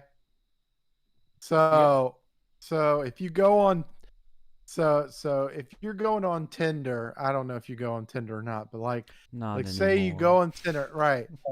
No, and somebody says girlfriend. And well, and if you show up, right? If you see her picture, right? His or her picture, and you're like, all right, and then you show up and then you see them in real life and they're nothing like they are in that picture. Is that a total buzzkill? Catfish. All right. So, so maybe I did a little Tinder hunting, okay? Maybe I did a little Tinder hunting this week, okay? I'm after you. Just saying. Look, and there it is, right there. Bam. So that picture pops up, right? And I look at it. I'm like, look, she's a professor. She's in your age range. Black. Look, black as fuck, eyes like a truck, right? So, look, hey, I'm into that sort of thing. I'm like, hell yeah, right? Hold on, Phil. Hold on. Are you Team Squirrel? Huh? Are you Team Swirl or something? I'm all about that chocolate cake. But anyway, so I swipe right, and then you swipe right, and you swipe right, and then you start chatting or whatever, right? And you're talking a little funny, she's talking a little funny, things pop off, right? And then she's like, "Hey, let's hang out," right? Ooh. And I'm trying to wreck that truck like an Asian person, right? And oh my God, look, we're fucked now. Okay, but I'm saying, look, you got to understand where I'm coming from, right? I'm trying to get some chocolate cake. We've disowned Phil. I'm trying to get that chocolate cake, right? Look, you got see this through my lens, okay? Look, so then you meet them, right? And like, so you meet them, and can we pull up this other picture here? Oh yes, yeah. Let's get the before and after per se. Right. So I agree to meet her, and then this is the picture that comes up. Right. Go ahead. Oh my God. Not like, what I expected. See, look now. Like this upsets me. This upsets me a lot. Okay. Can we put this on? Can we put this on stream so that the people know what we're referring to? Well, no. Well, hold on. Let's it? Hold on. We're getting there. Look. So obviously, like when you go up there, obviously it's offensive because obviously she's not black, right? You look at the hair; it's not like she's blackface. Like that. Look, we're getting there, right? Yeah. Jessica Kruger. Yeah. Look. Where are you seeing this picture? I don't see this picture. Look, you see it. It's on the stream, on YouTube. Right? On YouTube. So obviously, she's pale. She's pale as fuck, right? But the thing that upsets me the most, right? The thing that really, really upsets me the most is where's her ass, right? I knew you were going to say that. I knew it. Ass? Look, I'm looking for chocolate cake. There's no chocolate cake, okay? I see it now. No chocolate cake to be had. He's looking for a dumpster truck. I'm looking for thighs like a truck. I'm looking for thighs like a truck. I'm looking for chocolate cake. There's no chocolate cake.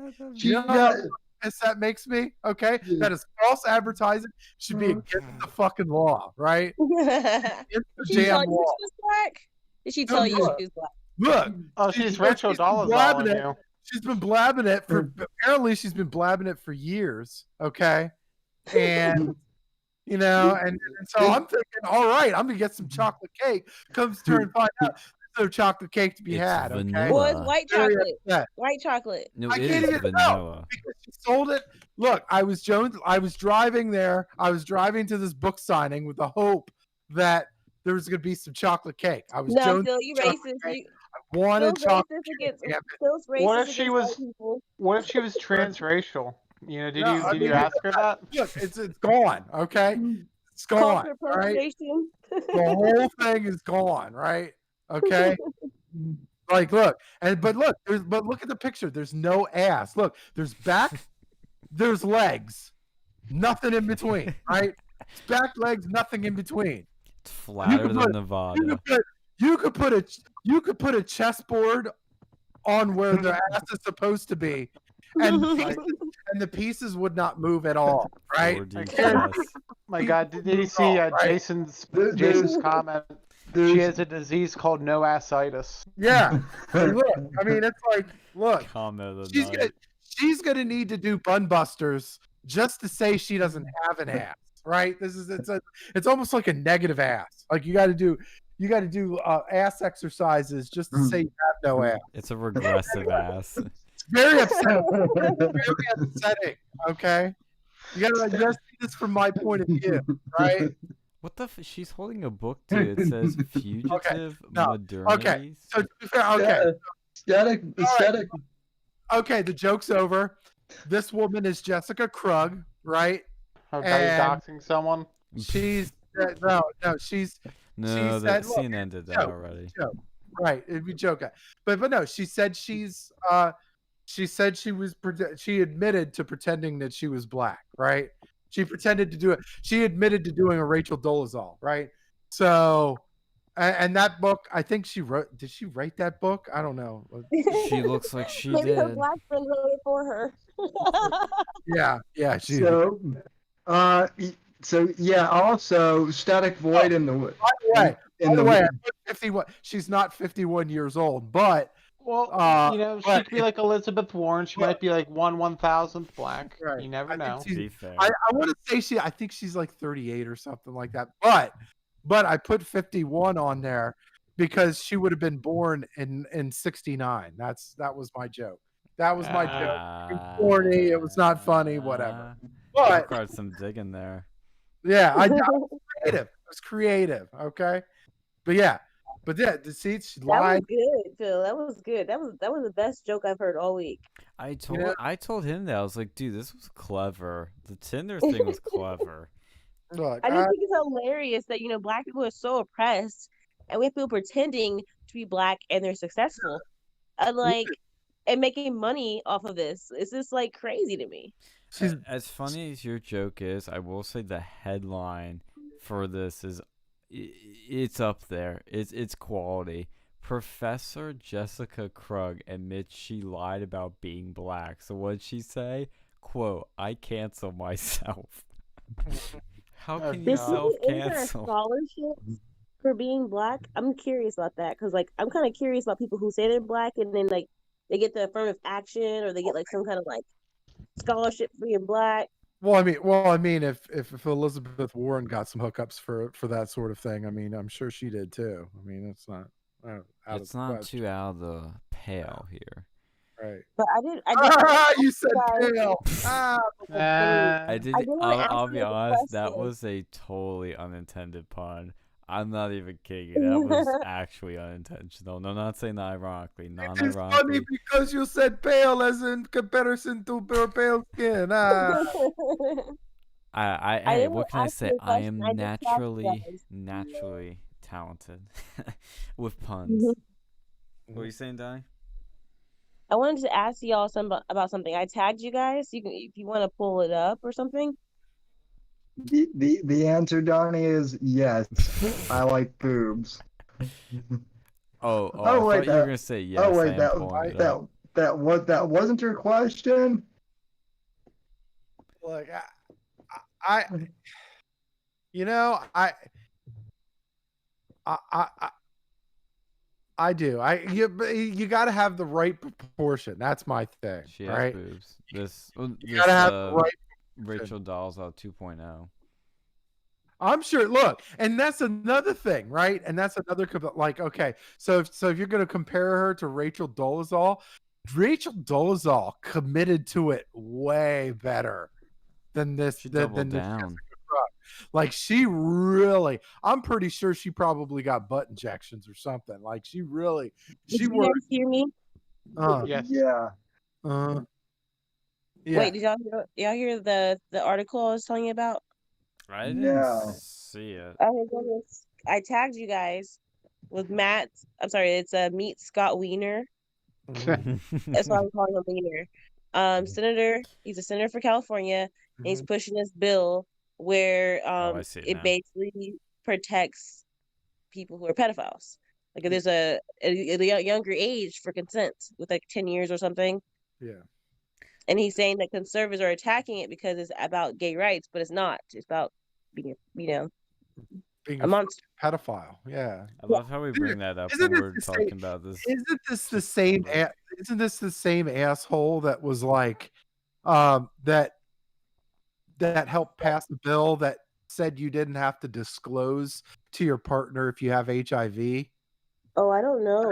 I think this was the same guy. This was the same guy that's like, yeah, because they passed that shit in California. So in California, they passed that shit too. I think they at least were trying to push that shit where you don't have to disclose to your partner if you have HIV, which is fucking nuts, right?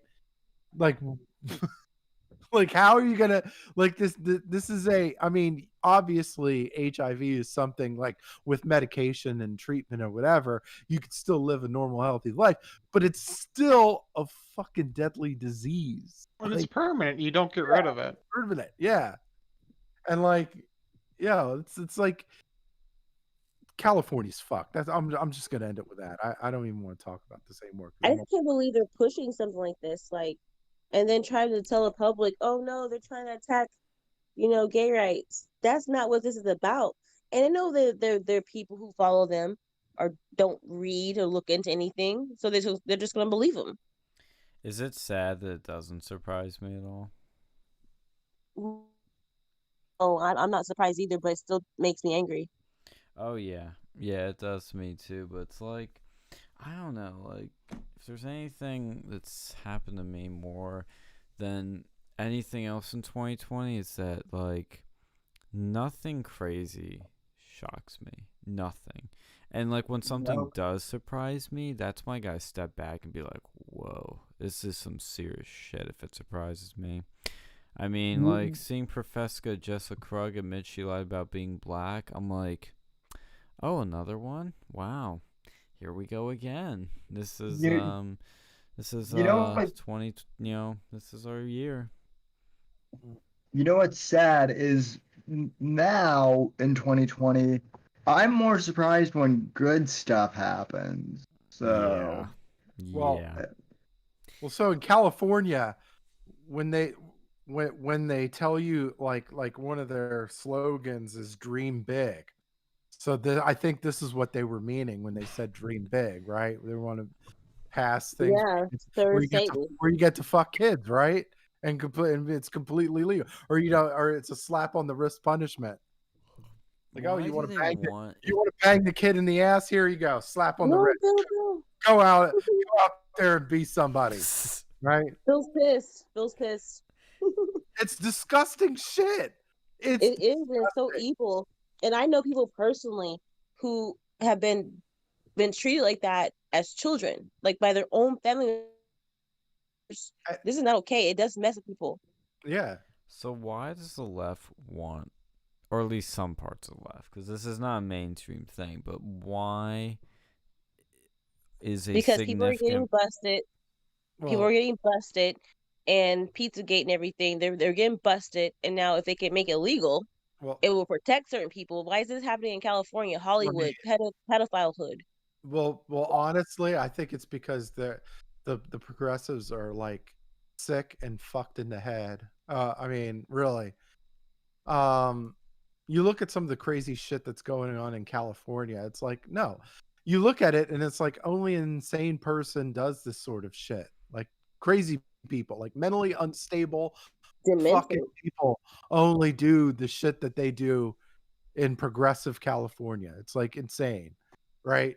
You get like, no, that this is like, you know, people like you got people that are homeless and with needles and shitting on the streets and shit like that. Like, look, it's like, no, you got all this you got drug use up the fucking wazoo over there. You've got like you got little kitty fuckers over there that are like just it's like it's a the place is fucked. Like the state is fucked. I'm glad I left it as a child when I did. Holy fuck, was I blessed. Oh my God. I can't imagine fucking living But I guess longer than I I did. was, Holy fuck. I guess I can pivot, but like I only had like one other thing that I wanted to address, and I was like, not actually, I didn't want to at first, but Phil was like, you should probably talk about it. Yeah. I recently exposed a vlogger who's a black vlogger on YouTube, and he's from YouTube, and I exposed him on Twitter. He was talking about some Wonder Bread, but he was talking about Ivanka, and I call that racist because Wonder Bread, you know, you think of white, right? White bread, and he called me out. I was like, oh, I meant it's spelled Wanda bread, and he Yeah. told me that he Hey. wasn't being racist. He was just being funny. And then one of my followers said, she looked it up, and Wonder Bread is a you know, a racist term for white people. Yeah. And Yeah. so what happened is he responded like 2 times, then he jumped onto his YouTube channel with its 80,000 subscribers and made a whole video bashing me. And at first he had a clickbait title. He's like, his name, and he said destroys black Trump supporter. And I'm not saying his name because he would need more clout. He got a lot more followers because of me, but like anyways, on Twitter. And so he did that, and then to this day, it was like a week ago, they're still trying to like harass me on Twitter and on Instagram. And the guy, his audience, like I honestly think these bitches wash paper plates in the dishwasher. Like that's his audience. Do they sort their foods by color too? They spend their days chewing on the Amazon box. All right. Well, yeah, like look, it's if you look at it like you're talking about Wonder Bread. If you look at all you gotta do, look it up on the Urban Dictionary, right? Wait, Sean, can you Google it? Can you Google it for the crowd? Like, can you Google Wonder Bread with the A instead of ER? I will do that. I sent you the Urban. I sent you the site. I sent you the site, Sean. I would just like, okay, all I needed to do expose you. I'm gonna keep exposing them because I'm really tired of black people trying to say that black people can't be racist. Because I've seen more racism from black people than white people. Who are you seeing attacking white people in these riots, in these streets? Black people are attacking white people. Yeah. And the media is the cause of this. They've made it seem like it's okay, it's normal, and it's not, and it's not okay. And honestly, I have white family members in my family, and it ticks me off. Donnie, Part of that. Donnie, I got to stop you right there. That's your white privilege. Oh wait, that's your white privilege, Donnie. No, but I'm no, not but white though. Part of it is because the like in these sociology classes and shit, they teach you that racism is privilege plus power. So like technically he can't be racist because he doesn't hold any institutional power. It's like that's bullshit because what? Oh shit! Speaking on that, do you hear how Trump eliminated the federal anti-racism? Yes. Apex and I talked about that on the Whitfield report earlier tonight. So I love that. See, that stuff is so underappreciated because that is fighting the culture war. That is ending this bullshit anti-racism bias training, whatever the fuck they call it, which actually just makes people more racist statistically. statistics have shown it makes people more racist. So he is literally curing racism, but nobody is giving him the credit he deserves. But that's okay. Well, did the left have a rebuttal against him doing it, or did they just not say anything? I'm not sure. I'll be honest, I didn't hear much about the story until I didn't saw it on Hey, Twitter. hey guys, I actually have a legit question here from one of my chat members. He actually brings up a really good question. Static Void in the chat goes, are albino black people still considered black? Also, am I autistic for asking that? No, sir, you are not, because I've often wondered the same thing. But No, albino black people are definitely, they should be considered black, and they're actually like really discriminated against in Africa because there's like tribes and shit, and there's a belief that if you like eat their bones or something, it cures diseases in like Africa, and like they're chopped up and eaten. See, that's what Rachel Dolezal and Jessica Krug should have went with, right? That's the story they should have went with. Like, look, I'm actually adopted. Okay, I was adopted to white parents, and I'm actually albino, but I'm really black. Like that's the lie they should have went with, because they knew they were going to get caught, right? Pictures don't lie, right? It's funny you mention that, because I was with a volunteer today knocking doors that I guess you'd call it albino Hispanic.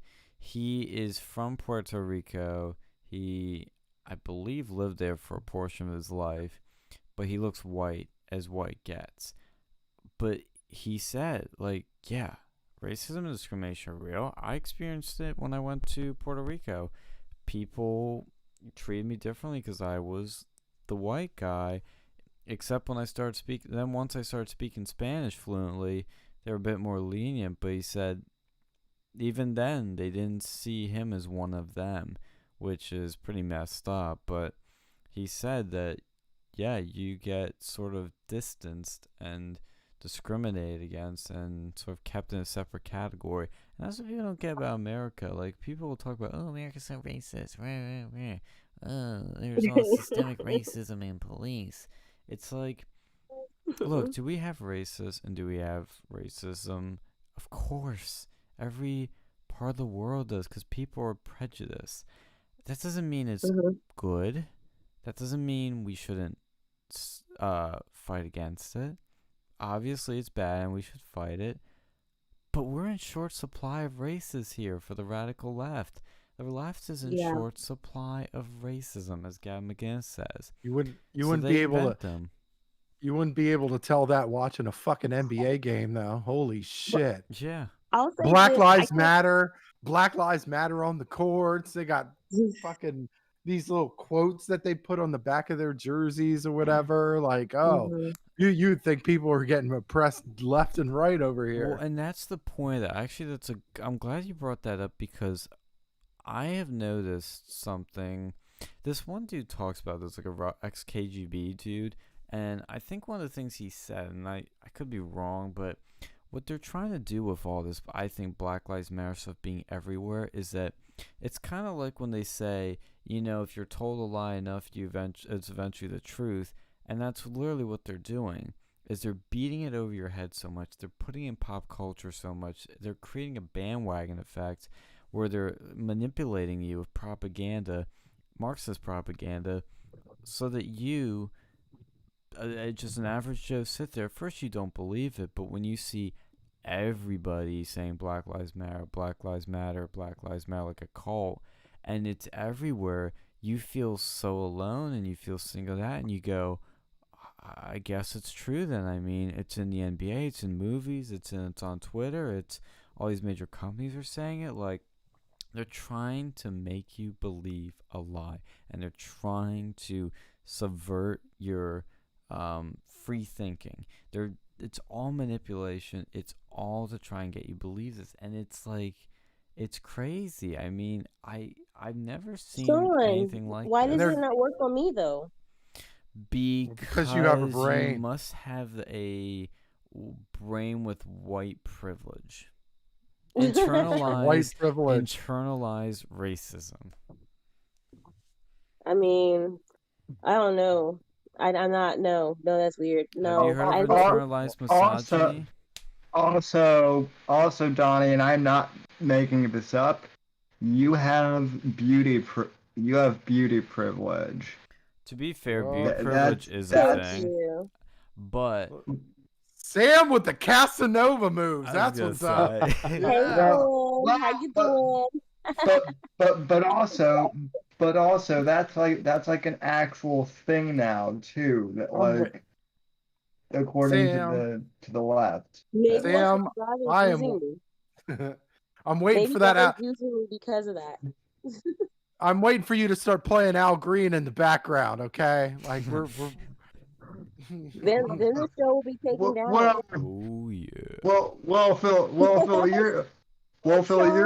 you're the one you're the one who talks about how you just want chocolate cake. So I want chocolate cake, damn it! And she robbed me. She robbed me of that goddamn chocolate cake.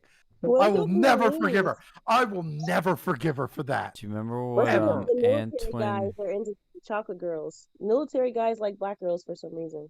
I mean, it's Anyway, the chocolate weather's cake. looking really nice for tomorrow. Well, Phil, don't but you know- don't military guys also like those lady boys and what was that place? Oh my God! You want me to keep saying those stories, huh? God, Some funny shit. yeah. It's the correct term is female. Don't get it Transgender. right. Transgender people in fucking Bangkok. You can't make that shit God, up. what is up with Bangkok? Yeah, with a name like that, of course It's they gotta have that live shit up to going it. They were trying to increase their population. Come on, give them some slack. Reverse Thanos. I don't think men can become pregnant. Take this Wonder Bread off the street. Apparently, you haven't been reading enough of liberal media, there, dude. Not Okay, enough hentai. anybody. Wait, did we say anything about Trump? Possibly, not doing getting rid of Roe and Wade. He Like can't do that. Yeah. I don't. Did he say that? We talked about it on the sidelines, but like I didn't know if like anyone else heard that too. I don't think Trump's gonna touch that. Yeah, I don't think personally. He's gonna, I think I Pence wouldn't would. touch it. That's I don't. That's something the After he's Supreme Court should reelected, handle. I don't think even when he touches it, on the like the right to the right to live and all that stuff, like he even and this is one of those things where Trump does a great job with, like you talking about the last State of the Union address. He basically said he positioned himself to where he was against abortion in the third trimester, where like the baby feels pain and all that stuff, right? And because the liberal side is all about like, hey, even the third trimester should be legal. Even the day after the frickin' baby's born, it should be legal. Like he's all about that. And like, well, the left's going even further than that. They want people like, if you voluntary termination of life and stuff. So here's my conspiracy theory with this, okay? So these liberals, they want infanticide, right? Because they want to remove the evidence, right? Because in California, like they're fucking these little kids, right? They want to use that infanticide, right, to get rid of the evidence, right? How long? I think they want to go and push it for older people. They're like that voluntary. That was a shitty joke. Okay, fine. It's gonna start like that. No, they're comedy. Damn. No, they are gonna. No, I get what you're saying, but no, I think that's what's gonna happen. Though they're gonna push for that. Where if you're elderly and like you have dementia, and then they're gonna start pushing like, oh, it's not just that. Like your relatives can push for euthanasia. And then it's gonna be like, oh, you see this old conservative person, maybe they need to be euthanized. It's gonna be a slippery slope. And I've seen in like other countries where they had like involuntary euthanasia before for like someone who I think it was like Sweden or something, or one of those like really liberal places out there. And that's what they're gonna push for. It starts with abortion, and it just keeps going down that path. Did anybody Yeah, see it's like Jason's comment on the chat? He said, I quote, I've met a lot of black guys who have said they won't date black women because they are too much like parole officers. Oh, I knew a black guy who said he didn't like to date black women. I forget why. Like he just didn't like them. They He say said, that. He continues and says, but when they are with other men, they tell them they aren't black enough for them. So what they're really saying is that they don't want black women, but they don't want other men to date them either. That's "Geez, true. that End quote. Look. That's true. Am I And here's the thing. like? Here's the thing with the whole black guy thing. Here's the thing. They don't want someone gonna like. They may feel like a lot of black women they've talked to have insecurity issues, and so they feel like they have to answer all these questions. Where you at? Where you been? But at the same time, a lot of black men are liberals, and they have different values. And when a lot of times we want someone who's loyal, and if they're not, they'll feel like someone's nagging them because they want to do what they want to do. But that's some white girl shit. That's some white girl shit. Like all into drama and shit. Like, oh my god, why would you say that to me? That is so horrible. Like, oh my god, I think we need to talk. I think we need to go to counseling and shit. Like, no, hell no. No, but the thing is, it's like, okay, and it's not like, for me, it's not necessarily the same like example, but like I'm just like, I see. Why do they start a black group calling black men don't cheat, even though these ones who are in this group cheat, like because a lot of them cheat, and then now the thing black girls want Donnie, that is a racist stereotype. Well, what it's is not the racist, definition? it's a generalization, and it's real. But the real question is, though, Donnie, what is the definition of cheating? It depends on. They have to agree on that. Like they have to have that conversation before they start dating. Like if they feel like if you're sitting there liking people's pictures and stuff is an issue, then okay, then maybe y'all don't want that will work out. Because I saw it. Because here's the thing, I saw this in a movie once, right? And they said that if it's in a different area code, much less a different state, it's not cheating. What the fuck is that logic? No, I'll tell you this right now. Saying that to if somebody is my man, I'll tell you this right now. If someone is my man, if you like pictures of other girls, I'm not gonna be your woman. You're embarrassing me. well, yeah. And like it also said that if you're sleeping with two women, it's not cheating because they both cross each other out. Phil, what type of movie was this that you were watching? Okay, I'm writing this down. it may or may not have been a comedy. I'm gonna guess it may have been. I could be wrong, but I'm gonna guess that. I mean, if we're gonna ball, like that's evil. No, that's not good. My girlfriend's listening. I would never. Absolute haram. See, and that's why.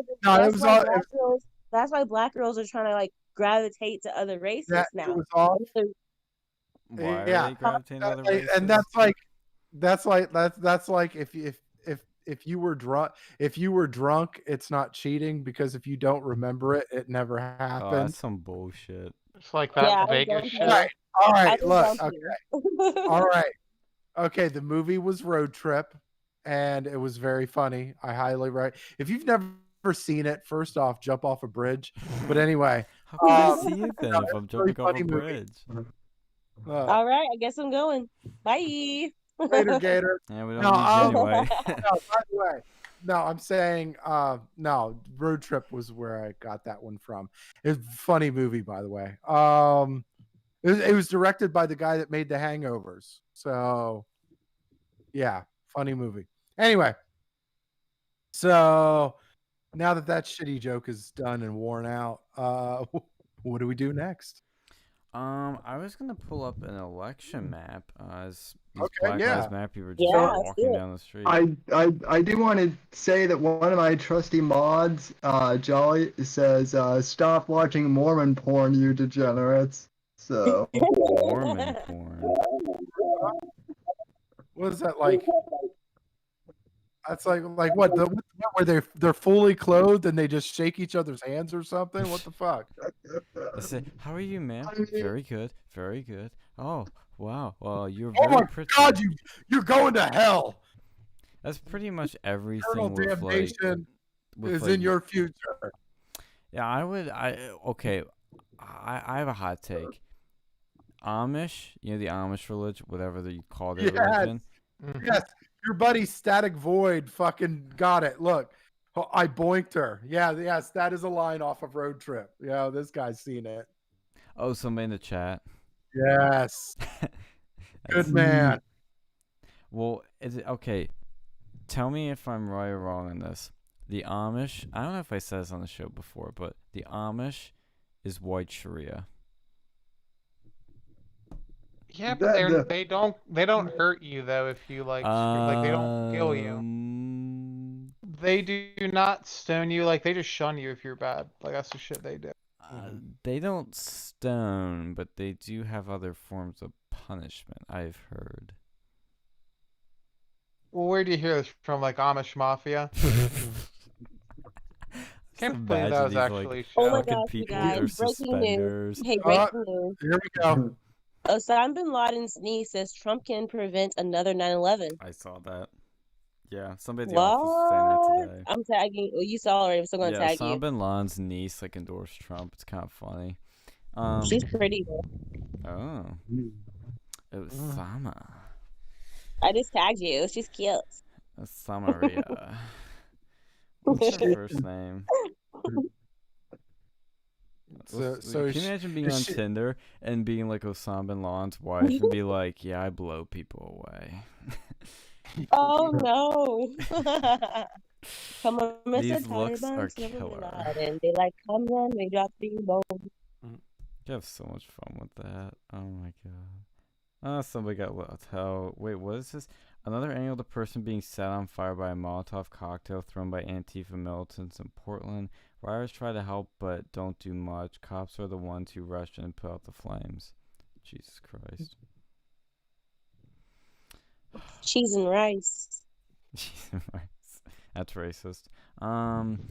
Why? Well, because let's see, rice is an Asian stereotype and cheese is an American stereotype. So that is offensive to Asian Americans. That's unity. They're together. I said cheese and rice. Holy shit, that's Osama's niece? What? Dude. She's cute, right? She's pretty. She's like a solid, like... I mean, the MAGA hat adds some points there. Dude, I'd surprise. He's like, my girl's probably watching. I'm going to say she's a 6. But yeah, I know. I was holding off. I was pumping the brakes there. Wow. You have to say, look, you have to say, hey, well, she's not as hot as my girlfriend, but there's always a strong butt there. Here, I'll pull it up on the stream for everyone. Hey, you guys. Ooze over. The people who are watching, if you have not done it already, can you please hit that like button and then share it with your friends, because this is a really fun night. So, like, don't be selfish and keep this to yourself. Please share. Thank you. That's all I have to say. Yeah, yes. Look. Okay. And follow everyone in the description on Twitter and everywhere, YouTube and everywhere else. We have Donnie's links in there and Sam's. They should be in there. If they're not, I will add them after the show is over. Please give them the following they deserve. Also, FYI, I only have a simp. I only have a simp for Donnie. I am not a full simp. So I threw Galen under the bus there. So are you committing to me? I mean, I honestly only heard of the term simp recently, but yeah. Me too, but I forget what it means. Ask Prince Harry. Yep. Prince Harry is the king of the simps. Royal simp. He's the wife. Oh no, he ain't the wife. He is the bitch. He is Yeah. the subservient bitch. Like, look, a wife is strong and like it's cooperative, but is strong and holds their ground. He is a bitch. He gave up hunting. He gave up fun. He gave up probably Everything. drinking. His life, family. Yeah, his crown. He gave up his bloody crown for one girl. But she's fine. But it's not worth it though. Dude, she isn't even that good looking. I'm sorry. I mean, she's cute, but like, she isn't that good looking. Well, Jason asked a question in the chat, or he said, did you see the tweets months ago where Obama's brother supports Trump? Oh, Yeah, he's been supporting Trump. Yeah, he's been Oh, supporting Malik's him been for years. base since 16. Malik's Twitter was like the most base thing on Twitter in 16. At first I thought Malik was fake, to be honest. I'm like, is this guy even real? It did look like kind of a meme, but like, no, Malik is a little he's a little He has out a blue there check on mark. things. Yes, he He's is. been verified. He has a blue check mark. His Twitter was That's just so fucking funny because he would say the funniest things. Like in 2016, if you like Google like screenshots from that, like, oh my god, he's writing a book, Big Bad Brother from Kenya. He embraced the birther meme. Oh my god. But I'll say this. And one day he was like dropping like birth certificates and all this stuff. He's like, "What is this? What is this?" That's classic Malik. Oh my god. Dude, that's funny. Big Bad Brother from Kenya. That deserves a like. Oh my god. Oh, epic. Oh, and he's doing charity work. Look at that. Donating masks in the U.S. Embassy in Nairobi from the Barack H. Obama Foundation. It's so crazy how they highlight like family members that don't like Trump, but they won't highlight the ones who don't like Obama. That's true. Like they just don't do it. They're so biased. There's shit from the other end too, though, because you got Mary Trump. Yeah, you got Mary Trump, and you got the fucking Mary's poor, and she needs some money for the book. What Ben Shapiro's cousin or something like that, who was his like sister. Yeah, or the one in the was porn. it a sister? What? No, like the one in the nudes. I'm talking about the cousin who was Ben Shapiro's cousin who was in Matilda or whatever. Wait, what? The big fat boy? Chocolate cake? Chocolate cake? No, I'm saying Ben Shapiro's the one with the nudes. No, that's his sister that has the news. Oh yeah, the sister has the news. Oh, the girl. The Wilson? cousin, Mara Wilson. Yeah. Mara Wilson. Yeah. She was an actor. She was a kid actress. She was in Mrs. Doubtfire and Matilda and I think Miracle on 34th Street or something like that. Anyway. Wow. Yeah, she doesn't like she goes on Twitter and she's kind of like not on Ben Shapiro's side or whatever. Okay, I keep lying to you guys. I do have another thing I want to address. Okay. So we're pulling at the maps. This is going to be relevant in a sense, but this is just an announcement. We need to really focus on our Confederate. Whoa, going that direction, I see. No. Conservative judges, because a lot of these Democratic judges are running without any competition. Because a lot of these conservative lawyers do not want to be judges.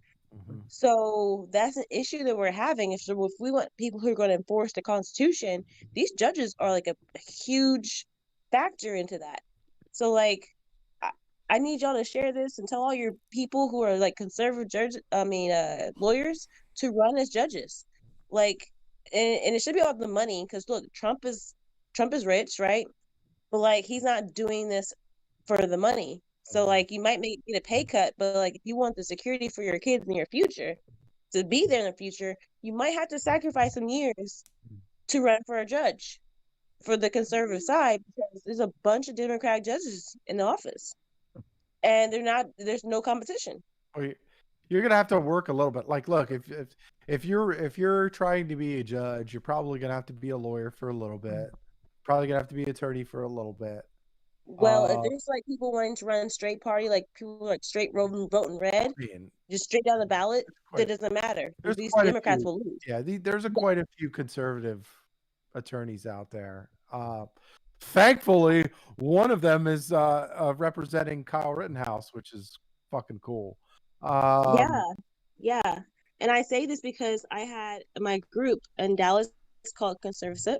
We just had a speaker who had come, and he's running for a judge position in Dallas County. Nice. And I didn't realize this was an issue until he came and spoke to us. And it also, too, pay attention to what these judges are saying. Judges are not allowed to say what they support and don't support, how they will rule. They can't say if they're pro-life or not pro-life. Like, they can't say those things. So if you're listening to these judges who are running, make sure that they're just saying they're going to protect the Constitution. And if they're not, then one, they're breaking the law. Two, they need to only be protecting the Constitution. I don't even care if they're conservative or liberal. I just want somebody who's going to call the Constitution. No, because liberals aren't going to do it, because that in Dallas, that sex change. Yeah. That sex change thing in Dallas, like, no, they have to be conservative, because conservatives are more so going to follow the Constitution than the left is. They have their own agenda. I was going to get there. I was going to, I don't mind if they're conservative or liberal. However, if you're going to defend and go off the Constitution, it's going to push you conservative anyway. I mean, that's just kind of like, because we love the Constitution. Like, that's conservative. Conservatives you have your Bible, and then you have your Constitution. and we believe that that the Constitution is the greatest piece of legislature ever written in world history. Like, there's nothing that is ever going to top. And like, and it's like, oh, people want to get rid of the Constitution. It's like, yo, you're never going to get anything better than it, ever. Like, we have to protect this thing. Like, dude, I don't. And it's like, even if there was even a remote possibility that there possibly could have been something better, I don't trust any of these assholes to fucking follow through with it or anything. Speaking to segue to a few other stories I want to mention. This is something that we on this show, you heard it here first, folks, actually called. I think, if I'm giving the correctly, I think, Alex, you thought of this. Prince Harry and Meghan Markle, we were talking about earlier, are teaming up with Netflix to produce shows and movies and whatnot. Didn't we call this, or did we not? Well, yes, sure did. I mean, yeah, but I thought they were gonna make porn where Meghan pegs Harry. But no, that's already happening, Sonny Boy. He was hoping for that. No, I wasn't hoping for it. Shit. That's terrifying. He's got that swirl. Hey, we're already seeing him get pegged like every day. The swirl is completely different from dudes getting pegged, man. That's not kosher at all. Well, we know somebody that could help us out with that. Wink, wink. Oh, yeah. Inside joke. No, it's not anybody in this chat. Don't worry. You all are safe. I want to know. That will be saved for off the air locker room banter. Okay. But yeah, I thought it was funny those things. Is requesting it. Sorry, unless the chat is requesting to hear it. Well, sorry guys, you're gonna have to like donate super chats or something. We'll bribe you for that. Yeah, I don't want to dox this guy. Streamlabs.com/the Whitfield Report. Fans So, only. Fans only. I don't know, man. If somebody donates us 25 super chats, is a doc's worth it? No, it's I'm not. kidding. it's so worth Kidding. I'm telling your girl. Wait, what? I'm just kidding. I'm just kidding. I don't know your girl. When we're gonna keep it that way. No, we're family. Quit. I don't know. Family doesn't threaten other family members unless it's like the guy. I don't know. That family does that more than anyone else. That's true. My girlfriend's family kind of does that too, but that's another subject for another day.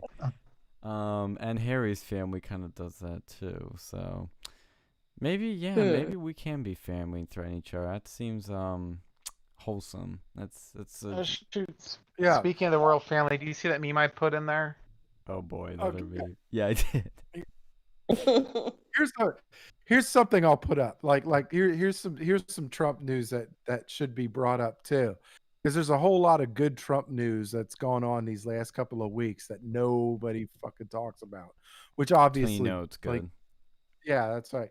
So this week, Donald Trump brokered another peace deal between Serbia and Kosovo. Oh yeah, that's Jesus. the That's crazy. huge. Just It's cranking huge, out right? peace deals. Yeah, but this is like these are sides. He's brokered peace deals with sides that no one thought would ever kind of come together. And he's just doing it. They're doing it. It's insane. Yeah, that's good. I mean, again, he's bringing peace to the Middle East. These are historic type peace deals, and the media isn't fucking covering it at all. This tells you all you need to know about how dishonest our fucking media is. Because if Barack Obama did either of these fucking deals, he'd be getting a Nobel Peace Prize. They'd be licking his balls, man. It'd be fucking crazy, right? But no, since it's Donald Trump, they're like, let's brush this shit. None of this shit ever happened. Let's just bury this deep into the abyss. Mm-hmm. This is why nobody trusts the fucking media, and deservedly so. Oh shit! I just found some interesting news. What is that? USPS mail is found dumped at 2 spots in Glendale, California, prompting investigation. Oh boy. Piles of unopened USPS mail and packages were discovered dumped at these 2 places. See, this is why I'm saying if you can, I recommend voting in person because I don't want to see that happen. I would hate for that to happen to my vote. Yeah. Oh, did you see the NBA arenas? They're all becoming voting stations. Oh God. Yeah, you know that. And while that you know where they're gonna side with though, right? Well, that's the American Airlines Center in Dallas is doing it. Yeah. I don't trust it. They're freaking liberals. See, that is technically a good idea. Let's remove all the political implications, but taking a big ass stadium that isn't getting used, using it for voting because it has a lot of space, great idea. But we all know what this idea is for because we're stadiums, big ass cities. Who votes in cities? Democrats. Who are they trying to get out to vote? Democrats. It's pretty obvious what it's for. Where did you find that article, Alex? I'm trying to find that. I just posted in the news section. Oh. Jason says, he's a talker in the chat. We have to worry, though, about him getting the treaty with Israel. The Bible specifically says that the one who gets a treaty with Israel is the Antichrist. That's... Okay. What? That's, I'm gonna have to engage your friend press Jason X to there. doubt. I will press X. Press X to doubt. First off, the Antichrist also has to be one who can unite everyone and not be controversial. And so considering so maybe Trump is the So maybe Trump is the Antichrist, but yeah, no, that's gonna be a hard pass. Yeah, there are a couple things that have to happen before the Why would the someone think that Trump is the Antichrist? Oh my I God. don't Speaking of the Antichrist, I saw this fucking movie the other day. Like, what was it? Comcast did like the greatest like bait and switch I think I've ever seen. There's this movie called The Calling, and it said from 2014, and it's like, oh, my dad's like, oh, this has all these like famous actors. He clicks on it, and a completely different fucking movie comes up about like the Antichrist. Why is that? Like, what were they? The fuck Well, I is looked it that? up, and apparently there's another movie made in 2000 called The Calling, and for some reason it played that one. And it was like a completely different fucking movie. It was like basically the Omen, when it was like my dad clicks like, oh, this is a detective story about this and that with all these famous actors. It's some like weird ass like direct to DVD movie that just started playing, and I was like, dude, this can't be 2014. It looks like shit. It looks like someone filmed in like the 90s or something. Also, this is a very important story to me. I think we got mentioned too. Happened earlier this week. Laura Trump, who campaigned in Lancaster, and I got to see her there. She went down to Florida and campaigned with my favorite Floridian woman, Laura Loomer, and there's photos of her with her on Twitter. Laura Trump with Loomer and her campaign manager, and all of her supporters there. So of course the mainstream media was eating this up and going nuts. And if you Google anything about this, like if you Google Laura Loomer, who's getting some nice big bumps here, and I'm glad to see the Trumps are supporting her. That's what I love to see, because she is the next step of, as this one article says, this is what Trumpism after Trump looks like. It's 100% correct. This is the legacy of Trump. This is the movement. But you see all these articles, and it's like I remember the CNN one. Like, Joe Biden's campaign actually made a statement about this. CNN headline: a self-described proud Islamophobe banned from social media just won a GOP nomination. Laura Trump campaigns with self-described proud Islamophobe. Laura Trump campaign far conspiracy theorist and GOP candidate. But they always keep putting the proud Islamophobe in the headline, and I'm like, do they really think that's like gonna scare people off?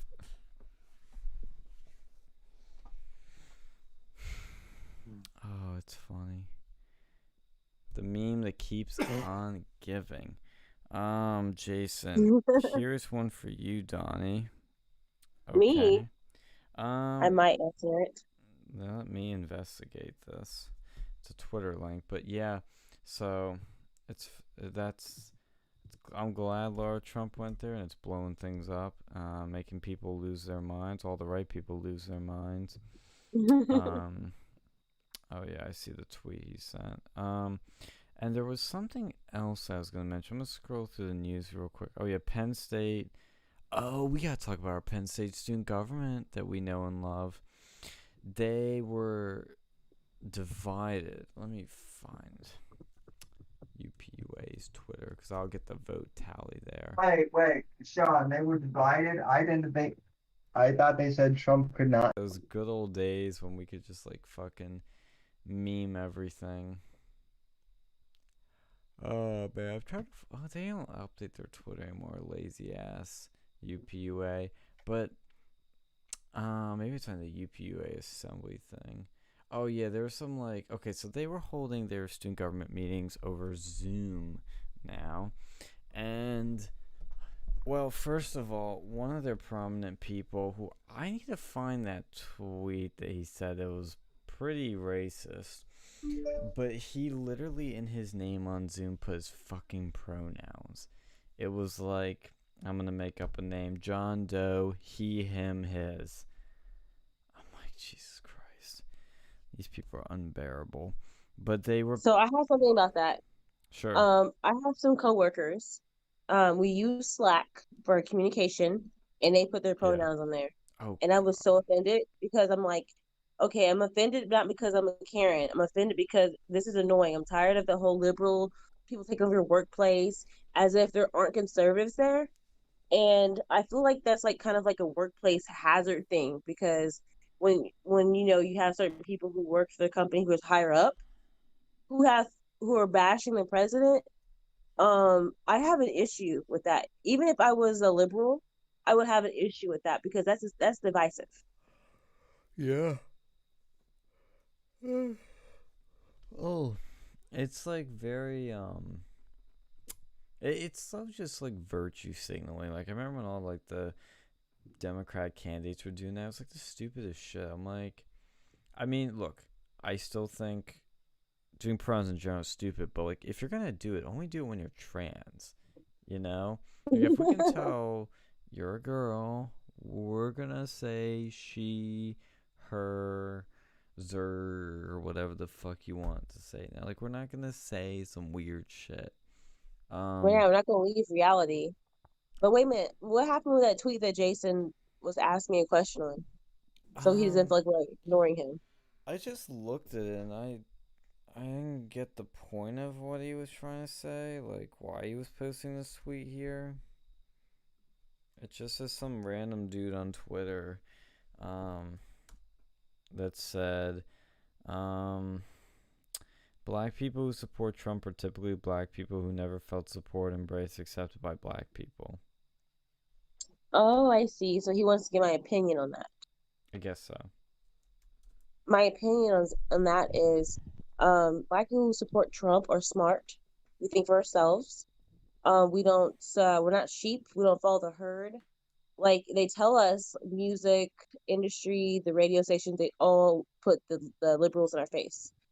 People who support Trump, we're not told to support Trump. We chose to support Trump. And yeah, that's my opinion on that. When people say things like that, is they're what is it, deflecting, projecting. Yeah. Mm-hmm. I agree. Speaking of projecting, UPUA, our student government at Penn State, they had a resolution, as they always do, 2015, calling for Penn State to transition to remote learning format and on-campus housing closures. And a bunch of people came up and spoke out against this. And a previous bill that I need to find out the details on it a little bit when we get into this conversation, but they failed to pass it. The vote was 11 to 28. So those that wanted it, it was 11 of them. Those that didn't, 28. That's not that big of a win. Usually a lot of UPUA stuff is pretty unanimous. Yeah, like when they condemned the fucking the Sargon of Akkad event up there. Yeah, that was pretty fucking unanimous. Only one person didn't vote to condemn us. I thanked him at the end of it, but that just shows you how fucked the student government is and how elitist, virtue signaling, and pointless they are. But it's all about them getting stuff down the road. You know, it's all about, oh, I do this student government thing, and now, oh, I think I can do real government in the big boy world. Oh, I can do it. Hire me, political consulting firm. You know, that's what these people do. Is they get shuffled into this bullshit. Like, it's a revolving door from bullshit virtue signaling fake government with no power to some globalist, like, elitist think tank. So my question is, when has UPUA actually decreased the costs of tuition? Absolutely never. I am because the only time I've ever seen them do anything, it increases the costs, which hurts, people from more disadvantaged sectors actually, go to Penn State. So they are actively because tuition costs is probably the biggest problem for students on campus. I mean, see them like not even just regular tuition. I didn't see them do anything about dorm costs or anything like that. They don't care. They're rich.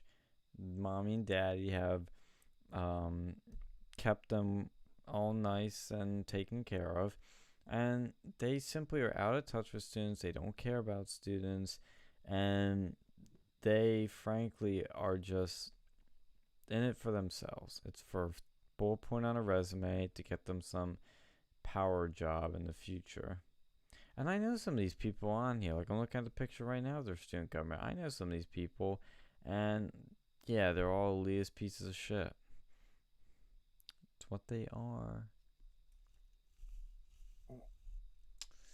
Oh, man. Oh, we should do our election map. Let's go to 270 to win.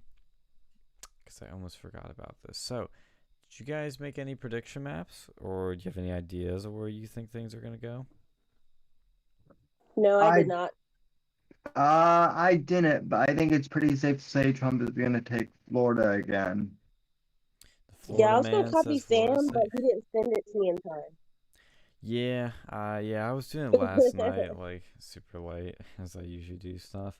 And I had this map actually figured out as my prediction at the time in June of this year. Like, it was right around the riots were just starting. Like, somebody was like playing with maps in a group meeting. I was like, yeah, I'll do the same thing. The only thing I did change slightly, and it's not really a major change, is like one of the main districts I had blue and the other red. I just flipped them because I didn't know how to change at the time. But I thought this in June. I'm still thinking it now is more likely. I think Trump is going to keep, as we're 60 days out from the election, this is like the final stretch. It's after the convention. This is where the campaign like actually like goes into high gear. I think Trump's going to keep every single state he won last time and gain a few.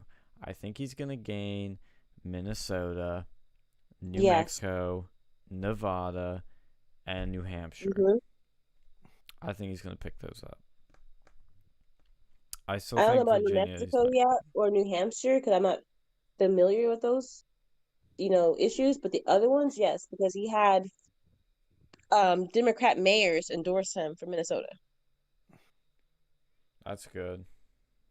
That's the thing too, is like riots are happening in some of these states, and I think what that's gonna do is it's gonna piss people off, and those that were on the fence about him are gonna say, you know what, may not like his tweets, may not like his style, but he has the right message and he's gonna keep me safe.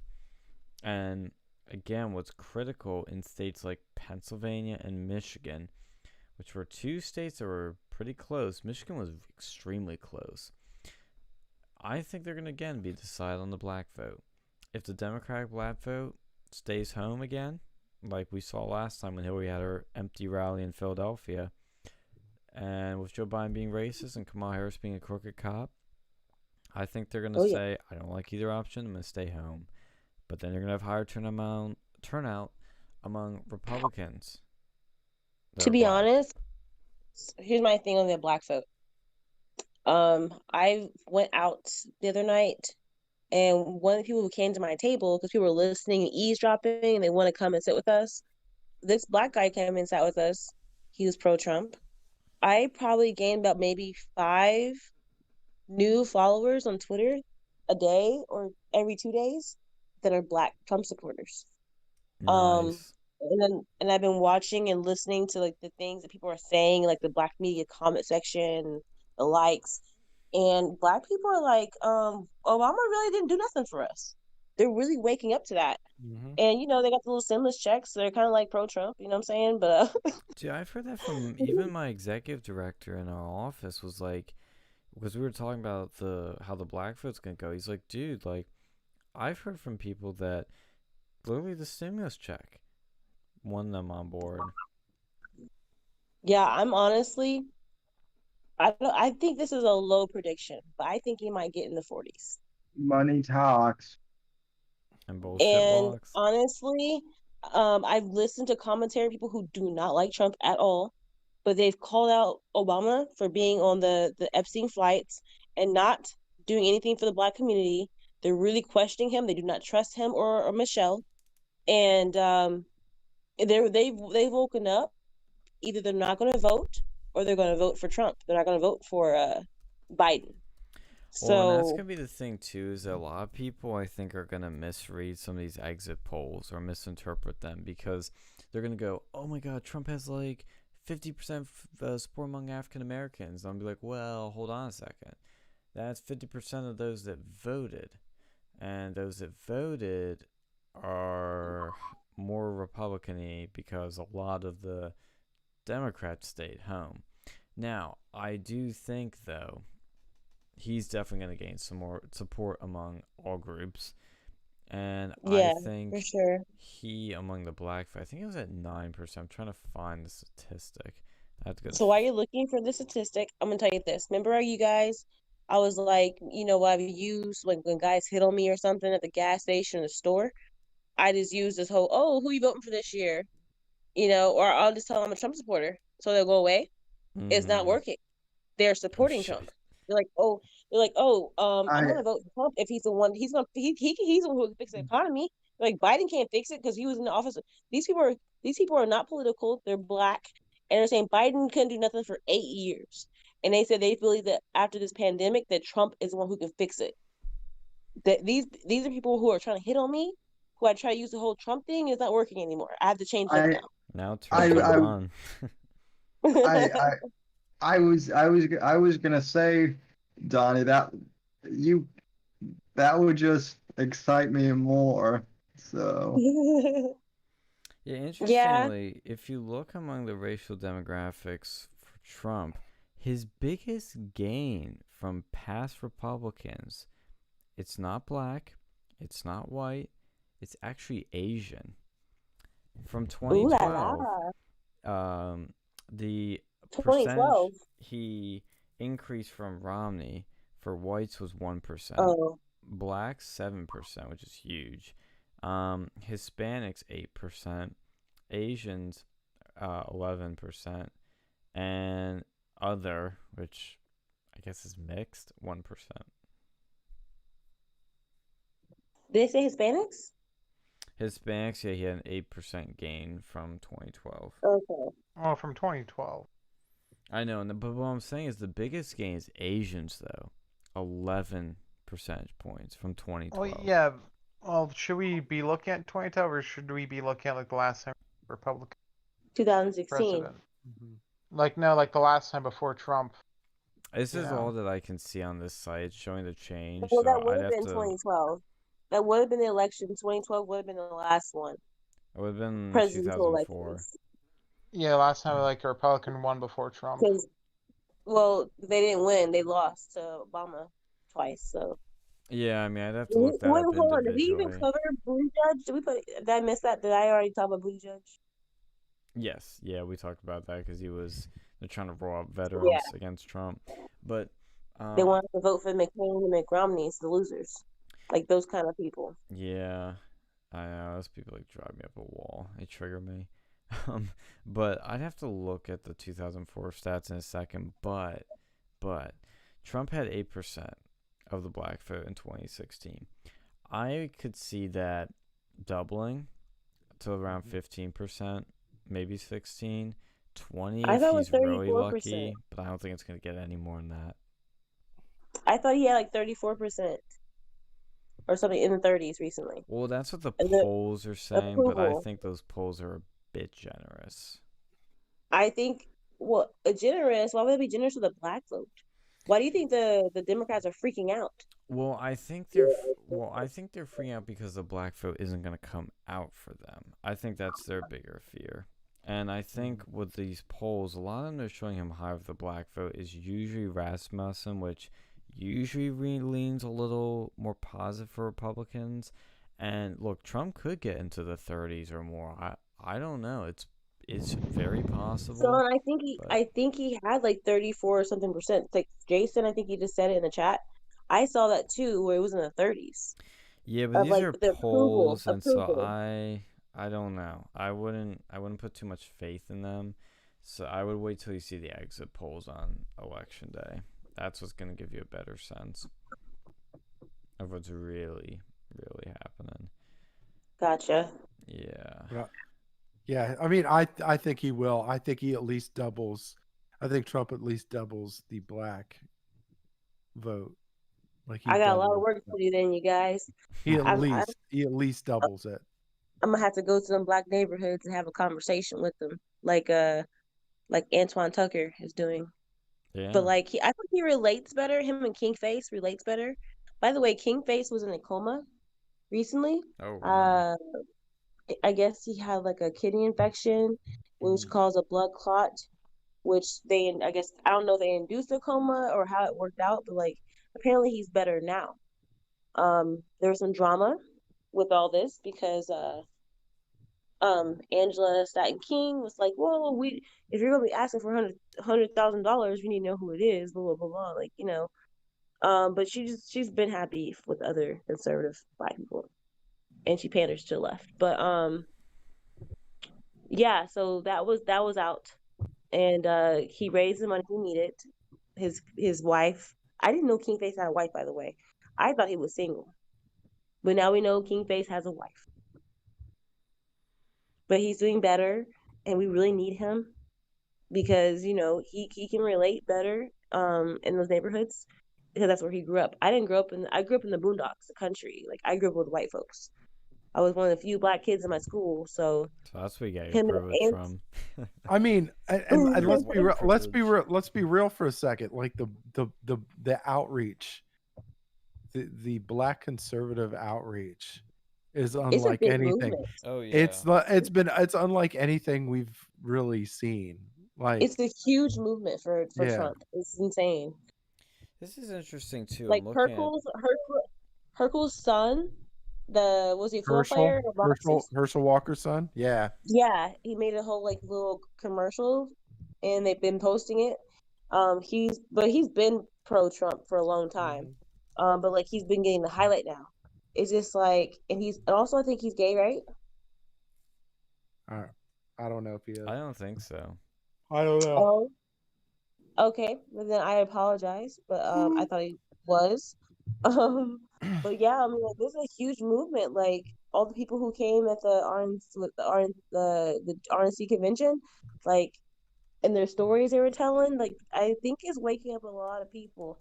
Uncle Tom, like, I know Phil watched it. Like, it was very touching. I know people watched Uncle Tom, and I think it's gonna really help get him in the I think he'll be in 30%. It's we can place our bets later on. I can tell you if you haven't seen the Uncle Tom documentary, fucking see it because it is it's fantastic. It's really good. I loved it. I really liked it a lot. Has anyone else watched it? Like, I haven't had a chance yet. Yeah, I haven't had a chance either. Yeah, I'll. Where is it at? On YouTube or on Netflix? You have to go. Website. You have to go to a website to order it or whatever. I forget what it is. I got the DVD, so I wasn't trying to. I think it's UncleTom.com. I think it's on UncleTom.com. I think. Oh, speaking of documentaries, Sean, did any of you ever see the censored documentary that has like Alex Jones and Gavin McInnes and Paul Joseph Watson? I've seen clips from that. That was done by those two filmmakers, video producers that turned out to be total traitors. So I kind of like, when I heard that was that piece Milo wrote about them, but I mean, it looked like a well-produced. Look, we got the Whitfield report, and then it moves over to, it moves over to Versa Media. We got everything. Like this is great stuff. Both shows are way more entertaining than Saturday Night Live. For sure. I mean, that's not. Come on, Sam. The bar's not that high with Saturday. I mean, Saturday Night Live's a terrible show. Well, not anymore. And in its heyday when Norm Macdonald was on the Weekend Update. That goes without saying. I mean, that was at a point in time where it was really at its height. You had Adam Sandler, Chris Farley, Dennis Miller. I mean, it just they cranked out stars. It's just I don't know who the fuck these people are in this now. Most of their stars now Not the ones today, but the ones we mentioned, like the really big ones, are all considered alt-right now by the left. Yeah, I know. It's weird. Oh, speaking of the right and alt-right and all those things we were just mentioning before, with these statistics on exit polls, I didn't realize how many questions there were with these. One of the more interesting ones, and this is kind of what I thought of, like as me, but I always wondered how much this felt to people. But it's the most important issue in 2016, overwhelmingly for Republicans. Immigration at 64%. Number 2, terrorism, 57%. Number 3, economy, 42%. And then number 4, foreign policy at 34%. But for Democrats, foreign policy was the most important issue, which is kind of strange. Then the economy, then terrorism, and then at the bottom, immigration. So everybody thinks the economy is pretty much one of the most important things. But with conservatives, immigration takes the cake, and with Democrats, who knows what the fuck they think's important. But very interesting statistics.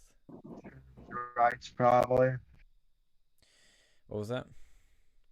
Tranny rights or some bullshit thing like that. Yeah, that's probably. what Min was doing. That's stupid shit. But I have a question. So, hold on. Monique Worthy just said, what am I watching? Monique, are you the Monique who went viral? Like, are you the one who made that video and you're in the DFW area? Because that's the only Monique I know on my Twitter account. Oh, really? Yeah, she's the one who went viral. And, like, I think, what's his name? What is his name? What's his name? I think his name is James Wood something. James Woods? Yeah, he retweeted her earlier. I want to know that's her. What's up, William? So I'm gonna go on her Twitter. It looks like she has 153 followers. So it might not be. That's already. She was at 32 earlier. She must just be killing it. Yeah, let me go James Woods' Twitter. You said James Woods retweeted her? No, he posted her video. Okay. And I posted her video in the chat section, like her actual profile. Her name is Monique, and I see Monique in the chat section. Oh, nice. Well, what was this video? When she was talking about, okay, the first she started like, do I think that Trump's racist? No. And then she explains why. Hold on, let me go find it and tag you, because that's the same Monique. She's dope, you guys. You have to follow her. Yeah, I'll give her a follow. Yeah, get her account, post it, and we'll give it a follow. Yeah. Yeah, because I think, I found her. On Twitter, her name is I am Monique16. Okay. And I'm like, hold on, let me tag you in the video and you can play it so everyone can know who she is. Because she's, like, I saw her before, like, Candace Owens, actually. So I just tagged you guys in it. I just tagged I think it's a different one than the one in the chat. Because the one in the chat, I found her Twitter. Oh, wait, no, I did not find her. It's a different one. Sorry. Did you get my notification? You can play her video. Like, she's got she has a cute little yellow towel on her head. Let's see. I will go to Twitter right now. Oh, man. It's amazing we're not banned yet for any of these platforms. Let's see. Mm-hmm. That's God. That's God. Wow, 32,000 followers. Yeah, she's blowing up. Yeah, she should have more, to be honest. When he posted her video today, he didn't tag her. I guess he probably didn't know who she was. Her actual, like, he may not have known she had a Twitter account. Crashes 82 says, "What's with the Eye of Horus?" I don't know what that is. No, that's the Eye of Horus. That's part of our that's the inspiration for the logo. Yeah. And it has nothing to do with like Illuminati or anything. Sean is a fan of the Alan Parsons Project. Well, it's a little bit more than that. I mean, it's like, I don't know. It's pretty cool. It's pretty cool. Like, you want to explain it, Sean? What do you want me to do? The Eye of Horus. Like, what's going on with the, what's up with it on your logo or whatever? I be honest, I just liked it. I mean, I was inspired partially by an Alan Parsons cover or album cover, and I've seen it before, and I've always loved the Eye of Horus, and I just kind of made my own stylization of it for this logo. I don't know if we're gonna really stick with it or not. I mean, who knows? But it was just at the time what I kind of liked, and it kind of worked, and so just ran with it, and that's how we're here. Did somebody ask about that in the chat? You need to stick with it because I love it. My followers have told me they loved it, and they were like, "What does it mean?" Like, you should keep it because it asks you ask questions, and I love it. I think it looks awesome. Oh yeah, I see Crashes 82 in the chat about that. Okay, cool. Yeah, absolutely. I mean, I do need to touch it up a bit because that's when I was first learning Adobe Illustrator, and it was a bit of a rough struggle, but I did figure it out eventually. Yeah, and speaking of like followers climbing, I mentioned this before, I think off air, but the new organization we were going to, well, we still did kind of start it. Oh, well, good news with that too. So when we were trying to do that big speaking event this spring at Penn State, we had to create a new organization because Turning Point cucked us and was like, yeah, you can't do this. And we're like, okay, well, we'll do it our way then. And so we made our own club and did everything we needed to do, and then the virus messed everything up, and we basically got cucked by a global pandemic. But I made a Facebook page, website, Twitter, all that jazz. I don't know what it is. The Facebook page must get like 5-10 likes every freaking like few days. I don't do anything. I don't post anything there, but like likes just roll in. When I posted some stuff about Loomer, though, I noticed the views and the reach kept going up. The likes kind of plateaued a bit. I think Facebook's messing with us. Mm-hmm. But we have like over 100 likes on that page. Over 100, and I haven't done anything with it. And it's like not even a year old. The Versa page, though, like it's like at a standstill. I don't even know what to do with it. I don't even bother with it. It's so weird. But the good news also is that this week was all those sort of trainings for the officers to make their clubs official. You have to attend these officer trainings at Penn State to keep your club alive. Mm-hmm. We were able to find a treasurer, and he signed on. We did the trainings, and the club will live another year. Good. So we Gucci. I have big plans for that once this pandemic's over. Yeah. We need to disrupt things and have some fun. Hey, Sean, are you gonna invite us to your wedding? Wedding? Wow. Brakes are being pumped right now so hard. What were you actually asking? I didn't hear the beginning of it. I just heard wedding and freaked out. Are you gonna invite us all to your wedding? Fuck no. Why? I'm kidding. You will all be invited. Thank you, Alex. What? Yeah, she's fucking. I love how you're being fair, though. I appreciate that. Oh yeah, sure. Put him on. She's probably listening right now, like, what? Look at the time. We gotta go. Yeah, it's pretty late, guys. You know, I mean, 2:30 a.m. Cut that out. I just invited all these people to come. Now we have 15 in the chat. Like, come on now. Oh jeez. Oh yeah, hell yeah. No. I don't know. Cool. Whenever I get married, I'll invite all of you as well. But you have to buy gifts. I'd love to go to I love a good you'll Texas get a very one time. nice gift card to Olive Garden. You'll get the best fucking blender Walmart has to buy. I'll get you some Brain Force Plus supplements. Yeah, we get to. Lifetime supply. Yes. Yeah, like, Yes. And Support Puppy Phil local will be Texas bringing his business. what up? and Phil will be bringing his black girlfriend to my wedding. I don't know, maybe he'll go to Bangkok. Maybe he'll get one of those types. I guess. I mean, that counts. Yeah. Gotta have that chocolate cake, goddammit. Phil can bring his German chocolate chocolate. cake, and I can bring my brown sugar. I mean, bring some of that Pocky stick. Oh, we're fucked. Oh, and that was totally unrelated, but Shut Up and Dance is easily one of the best custom beat maps for Beat Saber. Highly recommended. I don't even know what it is. Oh, you play Beat Saber? Is this a comment? Oh no, it's from Biogen. I also pissed about Beat Saber. I went over to my brother's house, like, oh, there's a cool game with lightsabers. Like, oh, cool. Do I get to like chop people up and shit? No, it's fucking Guitar Hero with like stupid baton. That was like one of the greatest bait and switches I've ever played. I thought you'd like beat people with a lightsaber, but you just play Guitar Hero with sticks. Why is 2012 RNC trending?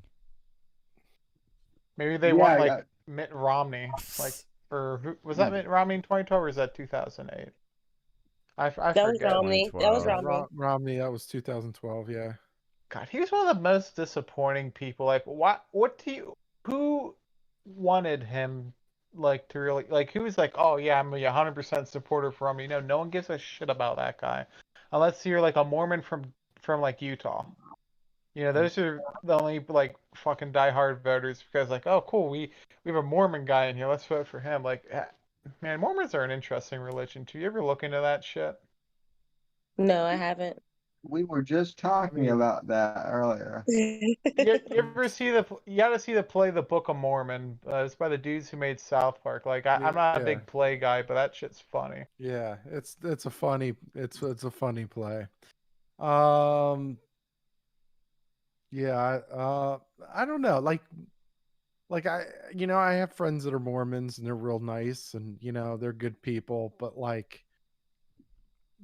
it's like you knew that Mitt Romney was only getting a niche market. Like you knew that when he got his nomination, it was like Mormons, maybe some really, really, really, really conservative. Yeah, maybe probably not even Republican. I don't know if he even got like with the evangelicals. It's like because you get some of those evangelicals that are like Mormon. That's kind of extreme. I don't know.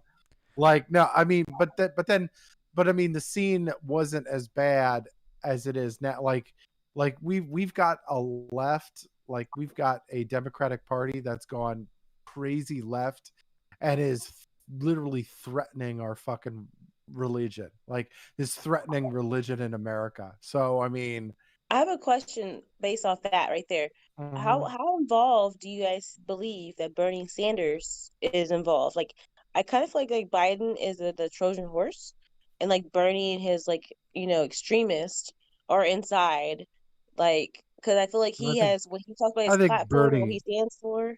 I think Bernie's a Trojan horse too. I think there's Keep in mind the DNC literally rigged the primaries against the guy twice.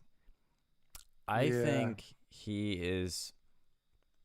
I don't even think he's honest or genuine like people always keep saying he is. Yeah. I don't buy it. I think right now he's full of shit. What was that? He's never had a real job. He's full of shit. He's honestly, there's no like attack on anybody who's like a single mom or dad. But like he's been married before, right? But he had a kid to someone who he wasn't married to. I'm not saying he cheated. I'm just saying that's the timeline. And now he's married now, but he doesn't have kids with people he's married with. It was like a girlfriend or something. Like he has a son that we don't really know about. And then like you try to look deeper into Bernie Sanders, it's really hard to find anything. I am in the top 1%. I am a socialist and I have 3 houses. Yeah.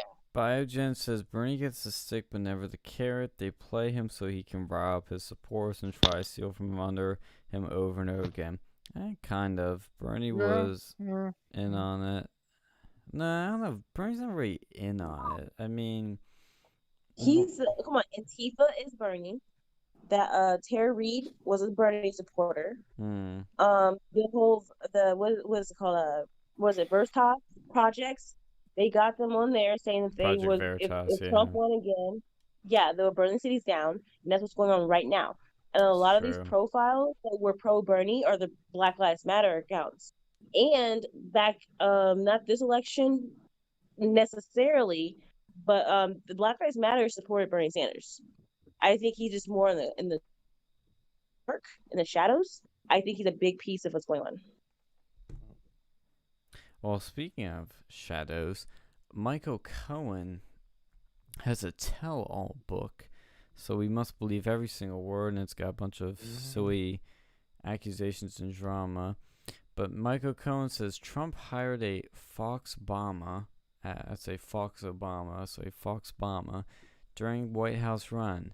This is Obama. What was that? A faux Obama. That's how that's pronounced. Oh, really? Yes. First of all, I think this is hilarious. But second of all, read how silly this is how silly CNN writes.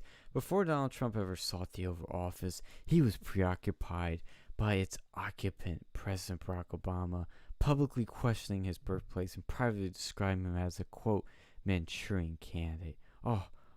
Trump's disdain for Obama was so extreme that he took his fixation a step further. According to Cohen, Trump hired a Fox-Obama to participate in a video in which Trump ritualistically belittled the first black president and then fired him. They make it sound scary and bad and everything, like as if he wore blackface. I'm like, no, he hired a fucking actor, like Saturday Night Live does. My question. And fired him. Did this Obama piss on him too? Let's read further. I don't know, and it looks like they've got the video now. I was just playing it, and Jason Potty, we're not bashing Mormons. We're like, they're good people. There's just like, I'll bash Mormons if anybody doesn't want. I'm not bashing them. So like, I was just saying for Mitt Romney, like running, there was no way he was going to get anything broader than Mormons and maybe majority evangelicals. No, maybe thing. like the problem and that was probably the majority of what he was, because he's not that good of a candidate. Like he wasn't that good of a candidate. Here's an ice cream comparison. And Bain Capital really fucked him over too. His association with Bain Capital. Well, no. Here's a comparison. Like, you're trying to go and do a contest. Let's say it's like the most popular ice cream flavor. Mm-hmm. Typically you'll have like a vanilla and a chocolate, maybe even like a strawberry. Okay, I can see that. But Mitt Romney, he was like a fucking tea-berry. It's like it tastes like fucking Pepto-Bismol. Like, some people love it. And I know this from my like time in the fucking ice cream industry.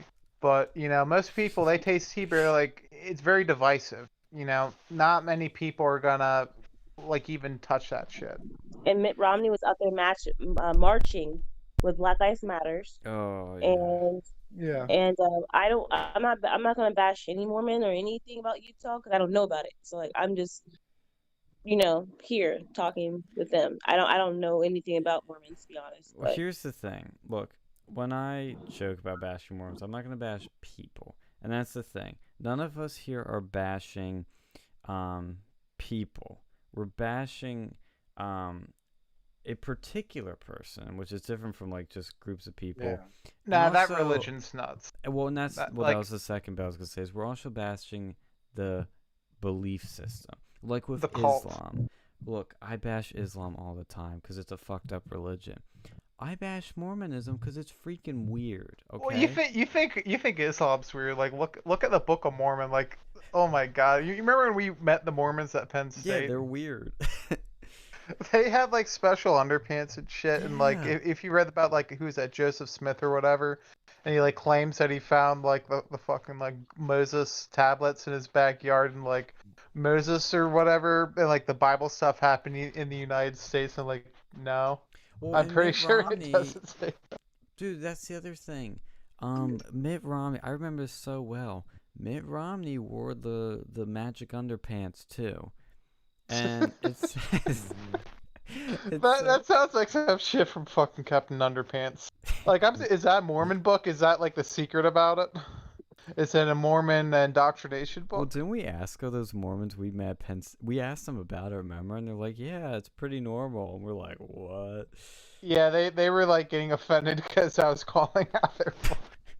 And like, there's some weird stuff too. Like, apparently, like back in the day, there was a thing like in the original ones where, you know, the more wives you had, the more like higher in heaven or something you got up to. And then they, you know, to get Utah to state, they had to ban the polygamy, so they kind of did away with that. Like, apparently, Yeah. blacks weren't even allowed to be Mormon until like the 70s.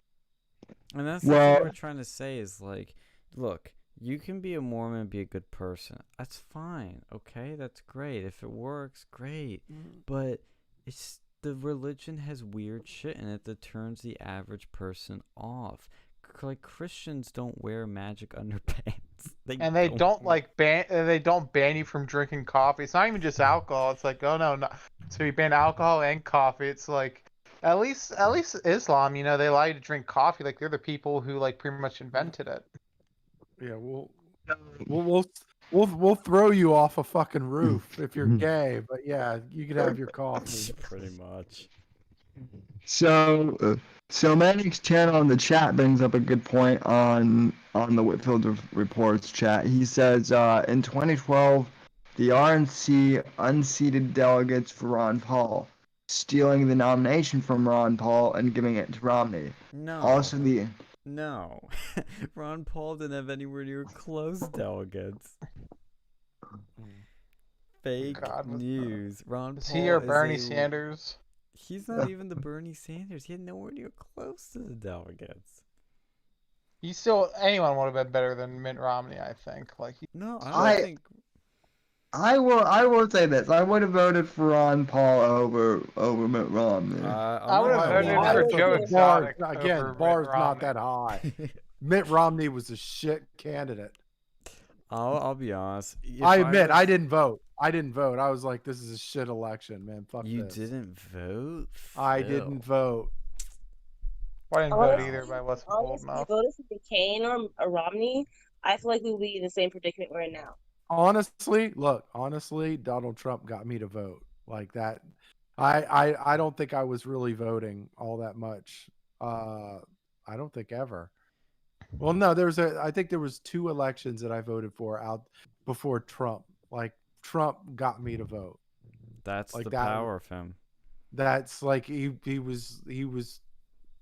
just a different candidate. He was just like one of those guys. It's like, yeah. I mean, it was just he brought something different. Well, no, he brought different shit to the table. Yeah. You know, it wasn't. It was like, you know, I talked to a lady the other day door knocking that was a Democrat, and she still registered Democrat. She said, you know, I love Bill Clinton, but most politicians, she said, I wasn't happy with any of them, didn't care for any of them until Trump. It's because he is real. He's authentic. He's a businessman. He's politically incorrect, and he brought exciting change. But who was the person to comment about Ron Paul getting the election stolen from him or the nomination stolen from him? Who said that? Magic. Yeah, in my chat. Okay, I want them to look right here. This shows the delegates, okay? Mitt Romney had 1,575 delegates. Ron Paul wasn't even in second fucking place. Rick Santorum, who's a far-right religious conservative, got 245. And then Ron Paul, trailing way behind that, had 177. Even if he had gotten Newt's and Rick Santorum's, he would still be way, way far behind Romney. Not even at a third, I believe, of Romney's. It's like I hear this from these libertarians all the time, and it like triggers me. Like one we knew, from Penn State, I still have the screenshots, told us that Rand Paul would have won the 2016 election if Trump didn't run, which is the dumbest thing ever. There's 22 people. It's a fucking Thunderdome. It's like, what are these libertarians like? Grow up and get out of your like cuckoo land. Like, I'm sorry. But guys, it's like almost 2:00 in the morning. Almost 3:00. Oh yeah, my time She's is in 2. different time. All right. So I have a question for everybody, you guys and the chat. Please answer. Sure. If you were to consider someone running for president in 2024, that's a conservative, who do you think would be the best choice? Don Jr. No. No. Mike Pence. I like Junior. Not No. Mike. No, not Mike Pence. No. No. Why not? No. He doesn't seem to have that backbone, and I was actually disappointed at first when Trump picked him. I think He picked him for strategic you reasons. need to be. No, he's a good vice president. I'm not sure I'd put him on the presidential ticket. So who would we Yeah. put then? Divisive. Exactly. Let me put it this way. I think Mike Pence would be a good president. Okay, I think he would be a good president, but as far as campaign wise, I think that Mike Pence is too much on the religious right for most people. I At tend least to agree, but as a non-religious person, I would vote for him 100%. Yeah, but he comes off as like, But I shocking think gay a lot of people don't trust Mike Pence. A lot of people don't trust him. So I don't think that he will be elected as president. I feel like they don't trust him. I keep seeing it on the feed, like people trying to figure out what's up with Mike Pence. People don't trust Mike Pence like that. And then someone in the chat said Tim Scott. I can totally see a Tim Scott. I do like that pick. I do like Tim Scott as a pick. I'm not sure. There's a little hesitancy, but I really like that pick. But here's the thing. The person that runs in 2024 needs to continue the Trump MAGA movement. Who is Tim Scott? Yeah, I don't think so. Why not? I don't think so at all. He does not have wide enough name recognition. Yep, that's where I was going. Yeah. Nobody knows who he is except Republicans. Did Obama really have name recognition before the, No, but he had the media help him get that. We do not have that. But we would have to push Tim Scott. I mean, like he'll get the vote, the black vote, because when they realize he's actually the author of the Second Chance, then he's been getting attacked and called all these names because they don't realize he is actually the author, and then Trump signed off on it. And then Kanye and Kim get all the credit for the crime, the Second Chance Act, and honestly, Tim could be a great candidate for it. Oh, someone said Tim Scott with Rand Paul as a VP. That's not gonna happen. No, Rand Paul is a little like segment of the party that's dying. Rand Paul is the past. The future is populism and nationalism. It's people like Matt Gaetz, like Laura Loomer. I think Matt Gaetz will run 1 year. I don't think 24 is his time. He's too young. But Matt Gaetz is a future president. Tim Scott possibly, but I don't see. I'll be honest. I don't see anybody that stands out. I can see a Tim Scott. Hold on, I can see a Tim Scott and a Vernon Jones. I kind of think that Vernon Jones has been kind of pushing this power move because I think he wants more than where he's at. Because it benefits him to support Trump right now because they don't have the Trumpicans, and he'd be like, hey, I was awake during this time frame, and then it will also maybe help gain some Democrats to vote as well. So if maybe a Tim Scott and Vernon Jones ticket might work out. Here's the thing too, like I think we could have another black horse thing like Trump. Like someone who wasn't really into politics, and they just sort of materialized. Who would that be, though? That's very, very few people. Very few. What if? Yeah. No, I don't think there's anybody like that right now. Except someone said Alan West, and I don't know who John James is, but that's what someone else had said. John James is running for Senate in Michigan. He's not a future, but he is nowhere ready for presidential time. He still needs to win his Senate race. Mm-hmm. I don't think the Republicans. I think this is honestly what's going to happen, and I'm not saying this is what should happen, but I think this is what's going to happen. Is Republicans aren't going to have a big star in 2024 unless Pence runs, and you're going to end up with a Democrat president. I think it's very likely, given history, many other things, it's going to be a Democrat. It's probably going to be. But people don't like Mike Pence like that, though. I think, I think people like Mike Pence a lot. I totally disagree. That's not what I've been Trump supporters, they love Mike Pence a lot because he's fucking tied to Trump. Exactly, and that's why he would but run. But that's not. See, hold on. See, that's the problem the Democrats are having with their tying Biden to Obama, and that's not working. Yeah, but the problem is Biden is a weak candidate, whereas Mike Pence is not. So this could be like the way I see this, because Sean does have a good point, and this just made me think of something. If Pence were to run, he could win, but here's the thing. I think that Pence would kind of be like George H.W. Bush all over again, because think about it this way, folks. Why did people vote I mean, I know that none of us were born in 1889, but why did people vote for George H.W. Bush? It was because of Reagan, and Reagan ended the Cold War, right? Well, Clinton was in between that though. So why did they pick Bush Jr. then? Because Clinton was first after Reagan. Well, okay, hold on. There was Senior, and then it was Bill. Well, right, and that's it. I'm not talking about Clinton, okay? Forget about Clinton. I'm talking about why people voted for H.W. Bush though first. It was because of Reagan, and so I think if anyone votes for, I think if Pence gets the nomination, that is the only way Pence would win. But again, that's a big if. If Pence were to run. Here's the thing too, is that look, I personally am not like, and like I think when Trump first picked Pence, I was indifferent because Pence is farther right than I am, more religious than I am, and a lot of countries kind of the same way. But as time went on, and I understand it's a strategic pick and it was really smart. As time went on, I've also grown to actually like the guy a lot more. And while I think if Pence, let me put it this way, if Pence had never been vice president and ran 2024, he would lose.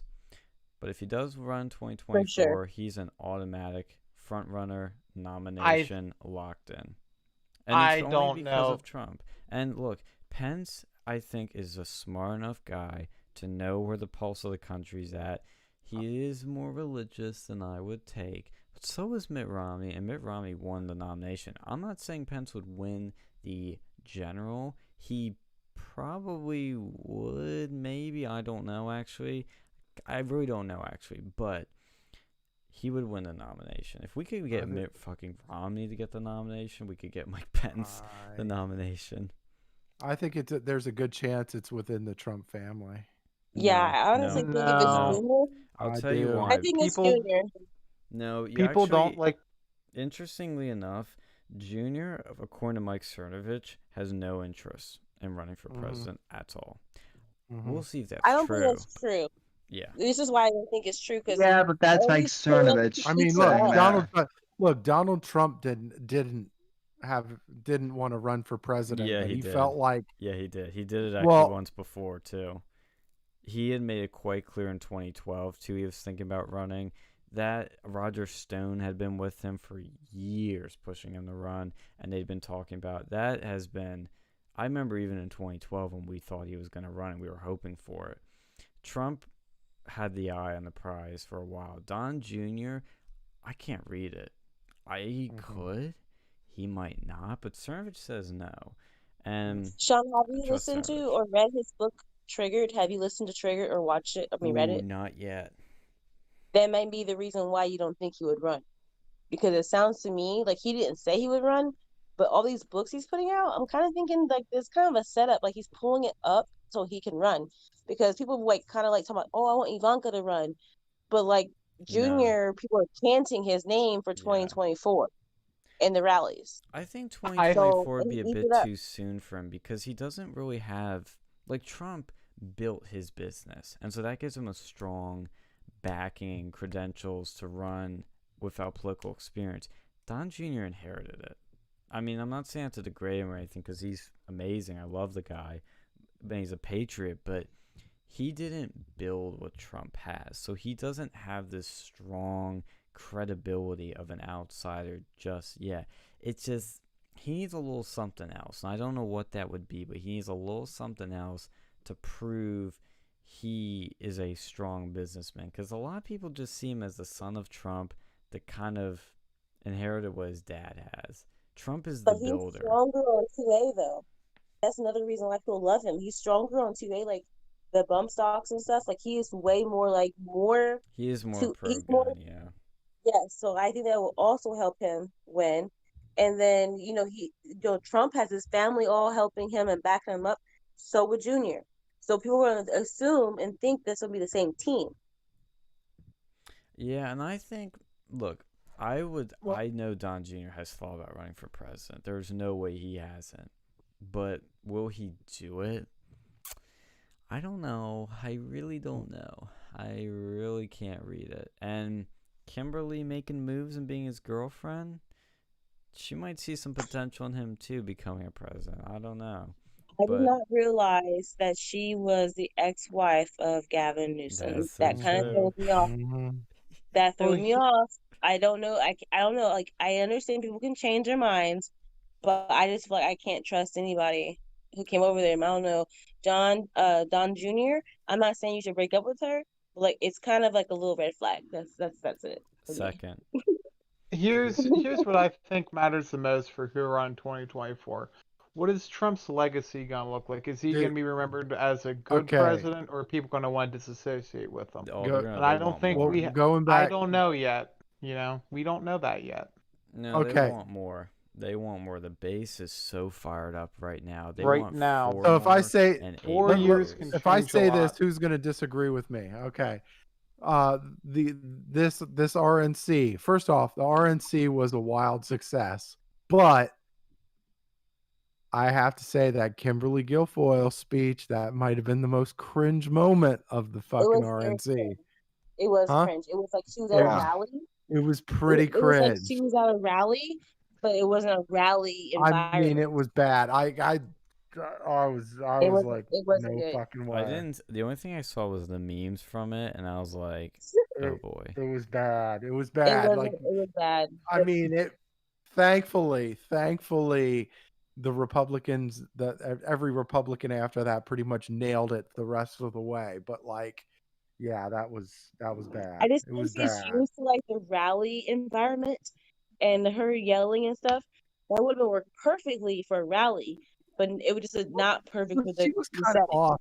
Like she was kind of off in the like when she spoke at Penn State too. Like there was something off about like her when she was speaking at Penn State. There wasn't like Charlie Kirk. Charlie Kirk was good. Donald Trump Jr. was good. And I was like, there was something off. I can see Charlie Kirk being Donald Trump Jr.'s VP. Like, I can see. No. I feel like Charlie Kirk has been more so going towards the kind of like the religious side. I've been watching his videos. Like on Sundays, he has like these little shows. I would take Jared Kushner over Charlie Kirk, and I don't like Jared Kushner. But I think he would be a good VIP pick for Junior. Well, Charlie, I mean, the reason I think he's going more religious is because I think he feels, because look, Charlie, I think is trying to kind of ride where the party's going, and I know Milo and a few other people are saying that there's going to be sort of a religious resurrection in the party, and I think that's kind of true. We'll see about that, but Charlie's let's face it though too. Charlie is also trying to clean up his image as kind of a frat boy too. Oh, so I wasn't gonna say that. I was gonna say he's trying to clean up his image of not being hip with whatever's hip and conservative world now. But one thing I'll mention too is Oops, did I spill some tea? tea? Yeah. Ooh.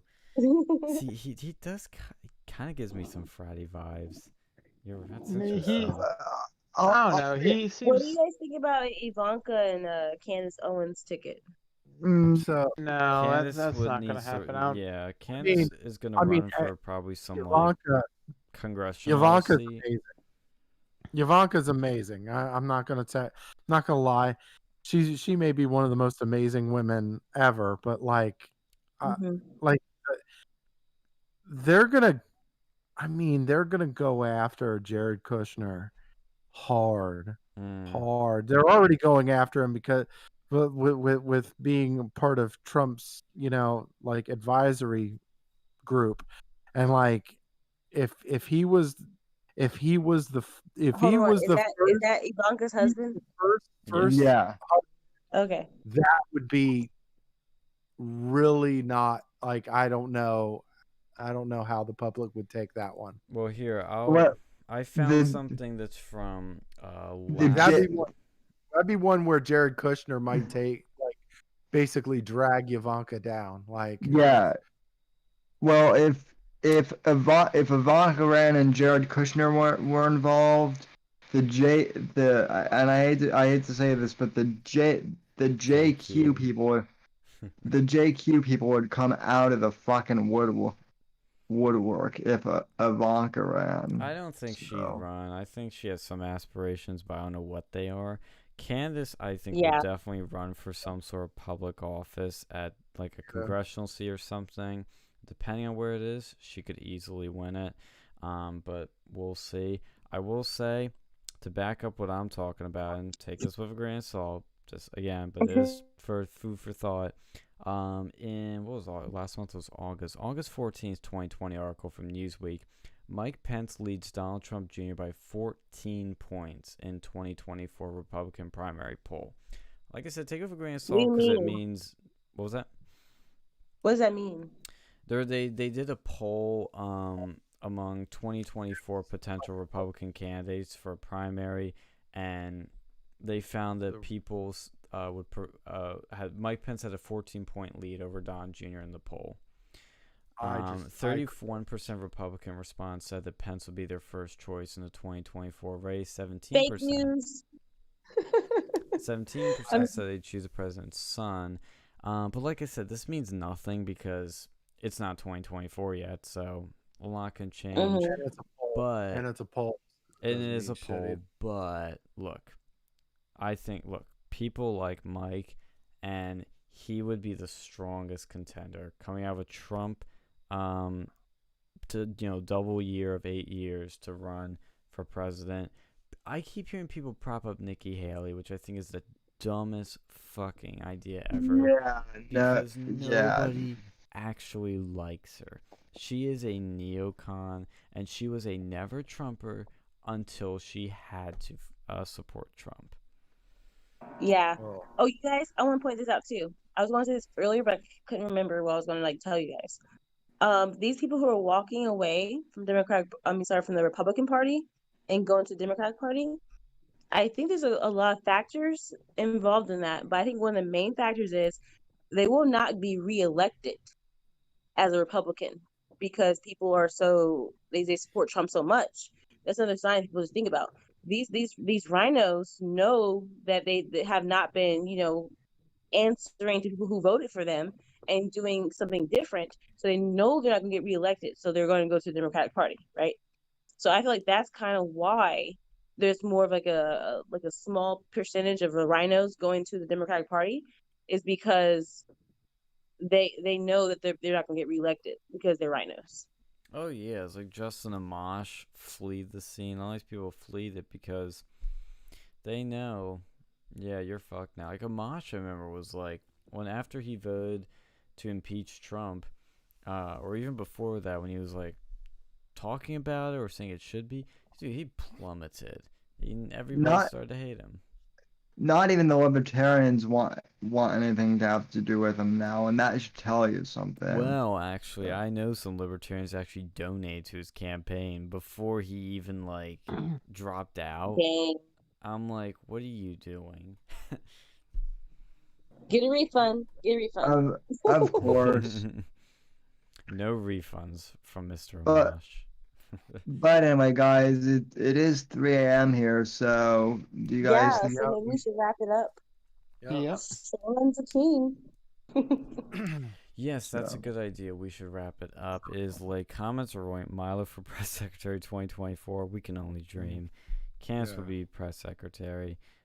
I love how people always think these things will actually happen. I'm like, yeah, Yeah. I wish, but no. I mean, I think what people also need to forget, this is the last thing I'll say, is that when you get into politics, you very quickly realize, I don't want to run for public office. That is the worst, absolute dumbest fucking thing possible. Oh yeah. But a lot of these people that are for real to do it, either they do love the fun ride of it, or they're just doing it out of obligation. That's what I think. Yeah. But that's all for tonight. If you want to follow Donnie on Twitter, it's at... I actually forget what the handle is now. But I'll let you Donnie the follow. Don. It is still Donnie DONI the Don. And if you want to follow Sam Whitfield on Twitter, you go to @Sam_WGC. Did I get that right? At Sam W _NDC. And So stands for Next Gen Conservative. That's what NGC stands for. So okay, cool. And Phil, are you at Pluffy Phil still? I am still at Pluffy Phil. I miss Dictator Phil. Second. Yeah. We might We've we might whip spoken. it out. We might Ooh. whip out Dictator Phil here in a little bit. It's quite possible. Let's whip out What Dictator about Alex? Phil. eh, Alex It is isn't- floating in the it is shadows. entirely possible. So Mm, it is entirely possible that Dictator Phil might come back. It is. That would be amazing. that is Hashtag it. bring So- back Dictator Phil. Mhm. Yes.